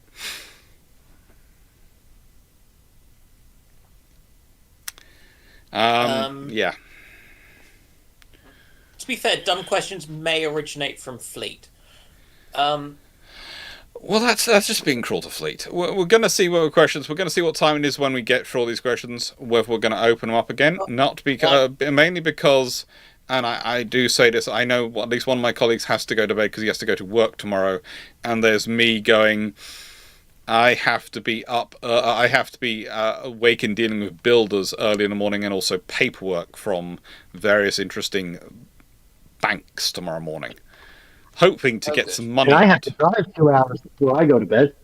So yes, we might not open the questions up again, Steve. I know we normally do, but we might not today. We might do a slightly shorter Bruships once. So. But there is going to be the lovely ramblings tomorrow, and there's a ramblings planned for a week tomorrow, which is going to involve Fleet inviting as many of the shipshape people available as he can to be there. And if we can work it so that we can all have video feed, we can all show, because I think we all have our emotional support submarines. And we can all show where Fleet touched us. The fact that Fleet touched all of us in various ways, by mistake throughout the trip. Yeah. No, he didn't. Not me. I managed to avoid. You came close to at one point, didn't you? No, I'm just still traumatized by the onsen. Oh, yeah. Oh, good God, the onsen. I managed to black that out. The fact is, you and I, yes, onsens you're supposed to go into naked. So, me and Dan have a shower beforehand, before we go in, so we can do a quick wash in there, and then get in the onsen, and very distinctly sit as far apart as you can in the onsen from each other. Fleet! He's going to do the full proper shower in there, and then he's going to sit down and talk to us. This seems to be just a notable problem that he seems to keep forgetting. How did that man make it back to the British Isles? He had the help. Japanese are very polite and have sworn off offensive warfare. And I wasn't making an allusion to the Japanese. We organized a system of. We will not use on here the phrase which Drac coined for the Fleet time. Yeah. We will not. That is cruel if we use that phrase. Yeah. But Fleet was very good. He was very proactive. He was doing a lot of work. It was quite funny though, the fact that it's thanks to this concept of jet lag, which you all kept coming up with. The amount of times Fleet and Drac needed to go back to bed to their hotel rooms because they were tired, and you and I were still going. Yeah. To be fair, I periodically just didn't do mornings, but I normally did breakfast and then kind of went, yeah, I really can't face going out and joining you for the morning. Whereas there was just me just going, hello, yes, let's get going. We've got this to do. And then in the evening, I'm going to go check this, and this. Yeah. I think Fleet liked it because it was like a Finnish sauna. To be fair, I did at one point, before I just escaped generally, run away to the sauna that was a mere 120 degrees Celsius. Because that was cooler than the hot bath. It was cooler than the hot spring, which I kind of got into, and I managed to get as far as my nipples before going too hot. Temperature sound wonderful. No, Blizzard was kind of just chuck an onion in and I'll be soup. Is this such a bad thing? It was hot. It was hot. I feel that's kind of the point. It should be implied that this is temperature, okay? Okay. Yes. Yes. It was in the nicest way. The one was 120 degrees Celsius. It was fully traditional, and whilst me and Dan were certainly counting the ceiling tiles, Yep. In that traditional British way, every time we were in them. Or there was a very nice wall I was looking at. Oh, the walls were wonderful. The walls were great. Yes. It was blank. It was white. It was smallish tile. They were fascinating. Whatever you did, do not look towards the shower section. Whatever you do, do not Or look anywhere towards else. the showers. A very nice arch beam roof. They were wonderful. I highly recommend people do them and experience them because they were really an interesting thing to do. And I used it a lot more than I probably would have done under most circumstances because it really did help with managing some of the old injuries which flared up while I was out there because of the heat, because of the way the water was structured. But I am really not used to being that naked in public sober. My main issue was in a nicest way. In some of them, they had lots of. I would tend to go quite late at night because if you go earlier, you often run the risk of children. And Japan, it's their own culture, and I fully respect it. But from my own culture, that's a kid. Yeah. And in terms of me and sobriety, yes. As a drunk medical student, nudity was really quite frequent, including in places such as the centre of Exeter and possibly the centre of Bath. Yeah. This implies that Dan has at least one drunken disorderly. No, managed to. No, you have to be caught to get the drunken disorderly. Managed to get somebody mildly cautioned by the police, but yeah, for public nudity in Soho, but that was different. Yeah. What happens in Soho stays in Soho. Yep. Except for that police report. Going back to the actual question, which we somehow completely ignored. The Americans tried it; it didn't work. They did it. Not true. The question was it hypothetically possible to put a seaplane catapult and crane on a 1940s destroyer by removing the torpedoes or aft guns, and if so, how effective would it be? And not just the Americans tried it, the Dutch tried it, the Swedes tried it, I think, and various others tried to use destroyers with seaplanes, and basically it was found to be, again, it made your ship a very ineffective destroyer and not a very effective seaplane carrier, and therefore it just wasn't really worthwhile. It's one of those cases of, on paper, this should be great, but in reality, it's this is made of effective destroyer, not very effective, and it's not given us realistically a seaplane asset which we can realistically use that much. I think they converted 3 Fletcher-class destroyers, I think it was. Yeah, they tried. Before they decided, not really worth it. They did enough to test out the idea and work out whether it was the ship or the actual idea which was the problem. Bowman Boy, why would their naval mines deep in the interior of Sudan on the River Nile at the outbreak of the Mahadis War? Mostly to do with the Anglo, the French and the British and our ongoing relationships with each other. Yeah, forward planning. They're in the nicest way.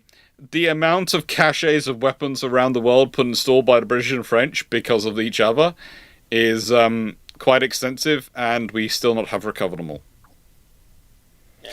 Because not all of them were mapped correctly or noted down when we put them, because it was put down in ways that the local commanders would pass on where they were so they could find them, but not mapped down anywhere so no one else could find them. And then when there ceased to be local commanders, no one bothered to write down where their stuff had been left. According to the Wikipedia page, it was the USS Pringle, Stevens, and Holford that were modified during construction to mount an aircraft catapult. It's nice to have them. Halford is the more famous of the two. Or Yes. The three. Yes. Right then. Stafford, which navy is more likely to reintroduce a battle cruiser in modern day? I'm thinking either the People's Liberation Army Navy or the Japanese Maritime Self-Defense Force, followed by the US and then the RN. Honestly, I think the navy which is most likely to put all its eggs in one basket and build a large enough surface combatant to justify nuclear power is probably Russia. And I have a reason for that. Russia still is having trouble with turbine production. And they need status ships, and they aren't going to be getting a carrier anytime soon because of the various issues they're running. They've already got their remaining Kirov in service. I think if they're producing a status asset in the next couple of decades, it's probably going to be a nuclear powered as large as we can build an escort ship. Because they actually have that. Because that's a tech they're fairly confident of, and they have the abilities in. Mm-hmm. And it's gonna be an interesting problem to deal with. Yeah, don't get me started. The poor Kirovs. Let's be honest. The only reason they're in a better condition than Kuznetsov is because they've been sitting there going through the world's longest refit.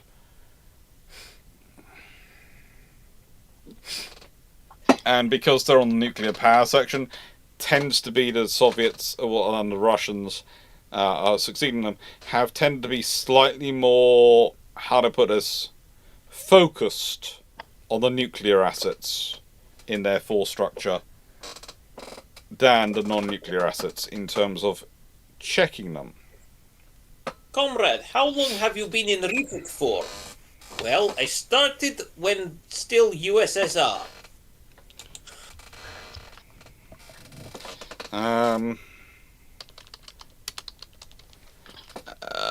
If I'm just going to the last remaining one, if I'm not mistaken, is the Nakhimov,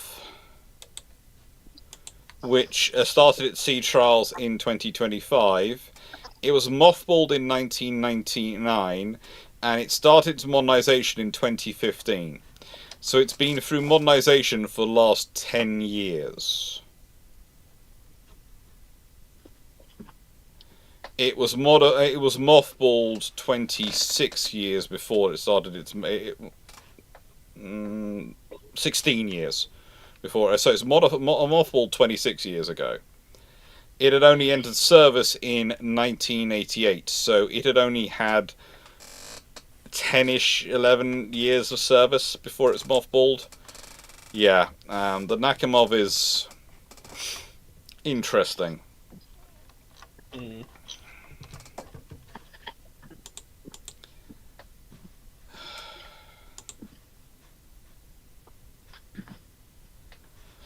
With that being said, we then have Knight 6831's question, which is, as it seems there has been a lot of creeping of US influence into countries over decades after the war, for a navy where has helped and hurt them. Okay, can we check the phrasing of that question? As it seems there has been a lot of, as some see it, I'm guessing. So I think he's trying to be polite with it. So some people would phrase it that there's creeping US influence into countries over the decades after World War II. Yeah. For which navies has this been helpful, and for which navies has this not been helpful? I mean, I think the classic example is that no one wanted the Essex-class carriers when they could get their hands on a British light fleet carrier because of the manning requirements and things. But look at where all the Fletcher-class destroyers ended up, because they were a blooming good design, and they were big, and they had the spare capacity to actually be upgraded, versus the British destroyers, which were smaller and older and less adaptable for the most part, And had a harder. hadn't come out in Yeah. more different batches. The British built as almost as many destroyers as the Americans in World War Two, but they built them in smaller batches because they kept fiddling around with designs more. I think he is referring explicitly to the U.S. Navy. Yeah. No, definitely. But as Bold Parakeet has put in it, commas Please. would be useful here. Punctuation. Yeah. Punctuation, grammar, these things would be helpful. What makes the difference between "let's eat grandma" and "let's eat grandma"? I think it was the. Runon, why do you want to eat your grandma? What has she done to you? And I'm not sure which. I'm an abomination. I'm not sure which version of eating your grandma is actually worse. Oh God, why? Why? Why did you have to go there? I was sticking with cannibalism. Yes, but if you're going to bring it up, I'm gonna put in a memory which is going to make sure you never bring it up ever again. What did I do to you people to keep getting this psychological damage that you keep giving? I've yet to do anything to you in terms of this. You have only you have only assumed I've done stuff. Dragon, you keep saying that, but I don't believe you. You are my enabler, so don't you say it. Because the thing you're thinking of, Runon, was Foxo. But to quote, you're scared of Foxo because she can hurt you, so I'll blame it on you. I can't hurt you. Just think of the rings. Okay. Yes, Foxo can crawl out of a television at you. She is small enough to fit inside a television. That's the first critical thing for that scenario. Bald Parakeet, Dr. Dan, quick thoughts on the COVID vax being a sensitizer of cancer cells. There was a thing in Nature a couple of days ago on it, which was wild stuff, man. No, so what was happening was they, I think it was Pfizer, were developing a kind of a vaccine carrier in a sense, where you could take a bit of antigen, so a sample of something, and it would then be and plug that into this molecule and then turn it into a vaccine. So they were looking, I think, at doing it for melanoma, malignant melanoma cancer.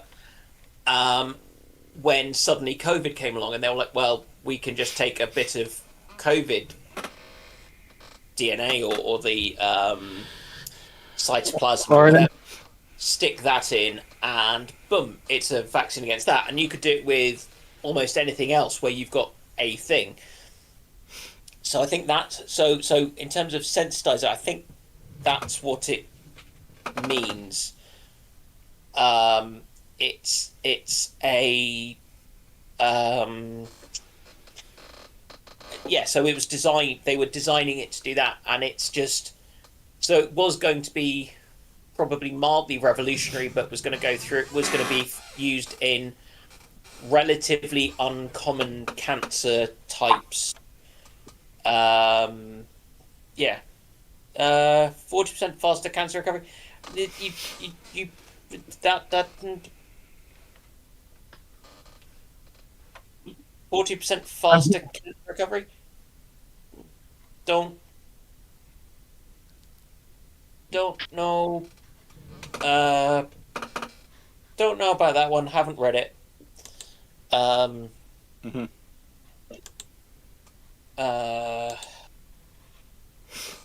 SARS-CoV protein spike made the cancers. No, it doesn't.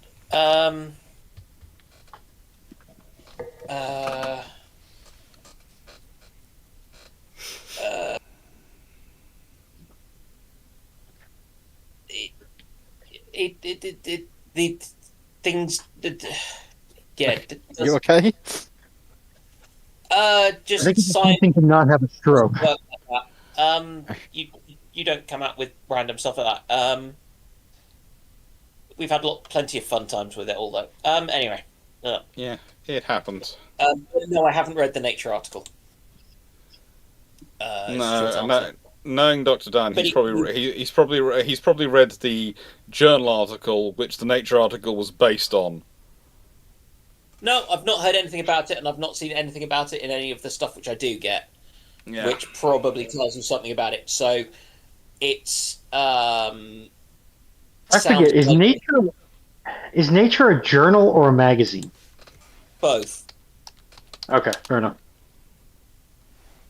Journal, it just means it publishes peer review stuff, and Nature does do that, but it's not a medical journal. It does other types of science, but it's not a medical journal. Yeah.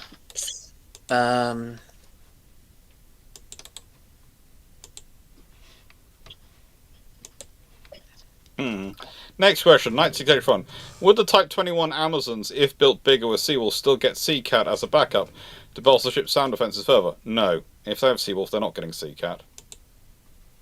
Would you all agree with that? Why would they get Cat? He's got limited displacement. Yeah, if you got Seawolf, you don't need Seacat.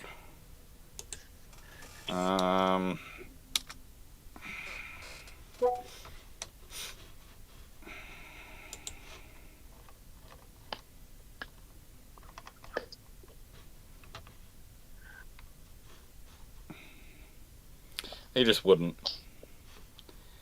And Timu, did Fleet get an anime-themed body pillow while he was in Japan?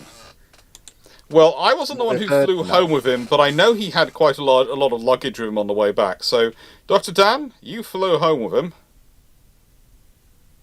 Not that I saw, but it could well have been an inflatable one, which I wouldn't have seen properly. The answer's no. Fleet's not an anime guy. Well, that's not depends true. on the anime. Well, It there is one does depend on the anime. At from certain the points, 90s. he was claiming to be the person who knew anime, not us. Foxo? Oh God! At a certain Yeah, point, so he was trying to tell me Frieren no Frieren wasn't Frieren no Frieren. Never change. Actually, no, Fleet, please change. Oh God! At some point, he's very knowledgeable, but at some point he was trying to explain things to me, and I was going. It's not that he's not. It's not that he's ignorant in the original sense of that word. It's he's overconfident sometimes. A lot of the time, and he really, really does not acknowledge when he's wrong. I am attempting to be at least moderately moderate in my moderation. No, this was something. I mean, I think to some extent he admits it, but he cannot and will not acknowledge when he's been wrong. We know that one all too well. Where have I heard this one before? Why does it feel like I'm the only one who can convince him he's wrong? Oh no, we can convince him he's wrong. And doesn't have to shout at him. But he won't. We can convince him he's wrong, but he won't come out and say, "Oh, I was wrong about that." Why am I the only person that can get him to do that? Because you scare him. Probably that. Yeah. I'm 5'4". I shouldn't scare anybody. We're British. Okay, we know how no. dangerous the short females of our species are. Yes. The shorter a woman is, especially a cis woman, the more inherently dangerous they are. A 6'2" woman is probably okay. A 4'2" woman is a city-ending event waiting to happen. Yes. Yeah, basically. Yes. Yeah. I'm gonna. Yeah, I was gonna Sign say it's about time we should sort of finish. We won't take any more, I think, because frankly, I we've all got to be up early in the morning. Mine has got to be to educate builders on what parts of the house they are tearing down. Oh, have fun with that. And they have look volunteered to arrive at 7 a.m. tomorrow morning, and it's a case of no. I look forward to them trying look forward to them trying to tell your sister about structural engineering and things. No, Which we've is got a normally- builder. We have got a builder who has now worked with her enough and has been at this house enough that he realizes that she is a civil engineer and knows what she's talking about, and is very good at what she's talking about. So he doesn't try that one. No, he tries trying to work out who the client is. Yes. That one's always fun. And I explained to him, the client is Mum. The overseeing engineer is my sister. I'm the site manager.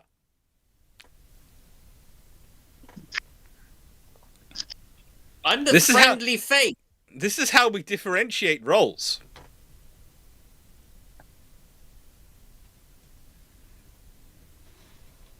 This is kind of, I am the friendly face that you will probably be the last thing you see before... You die. Yes. I'll be nice and friendly. It will just be...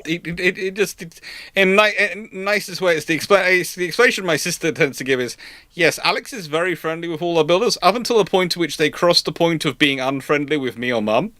This is what my sister says. At which point, they find out Alex can A, not be very unfriendly, and B, can kick them off the site incredibly quickly. I have a, you're rude to either of them, you're gone rule. Because I have to be able to trust you to be here when I'm not. So I am not tied to the house.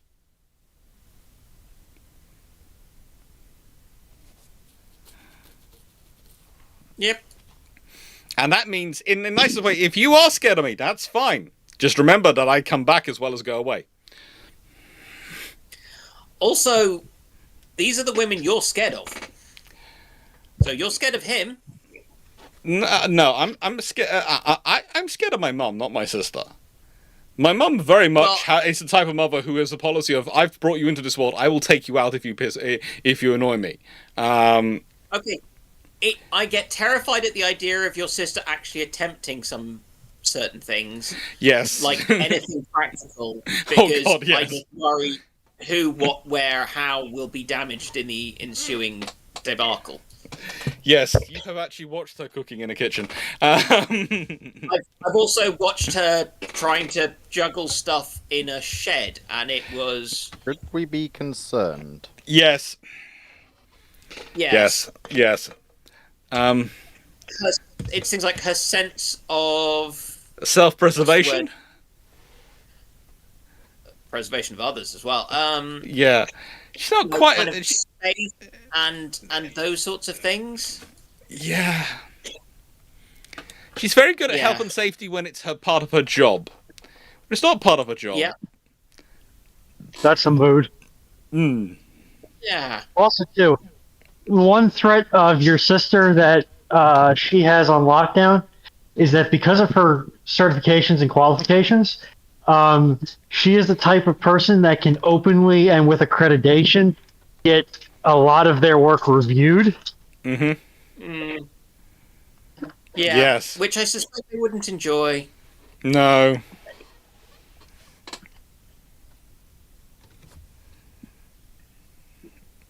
Yeah. Anyway, thank you very much, everyone, for watching. Thank you, everyone, for being here. Thank you, Dragon. Thank you, Foxo. Thank you, Runon and Dan, for all being here.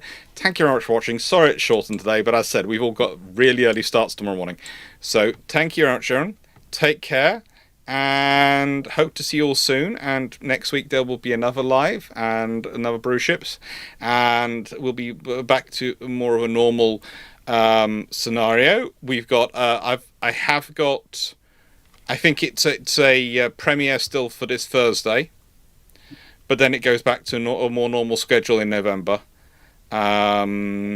Goes back to a more normal schedule, as normal as it ever is in November, because of course it goes into the Christmas schedule, and that's after the Historiathon, etc. But it's fun. It's fun, and it's going to be a posting of what are going to be the videos over Christmas period, and they're going to start popping up into some scheduled premieres.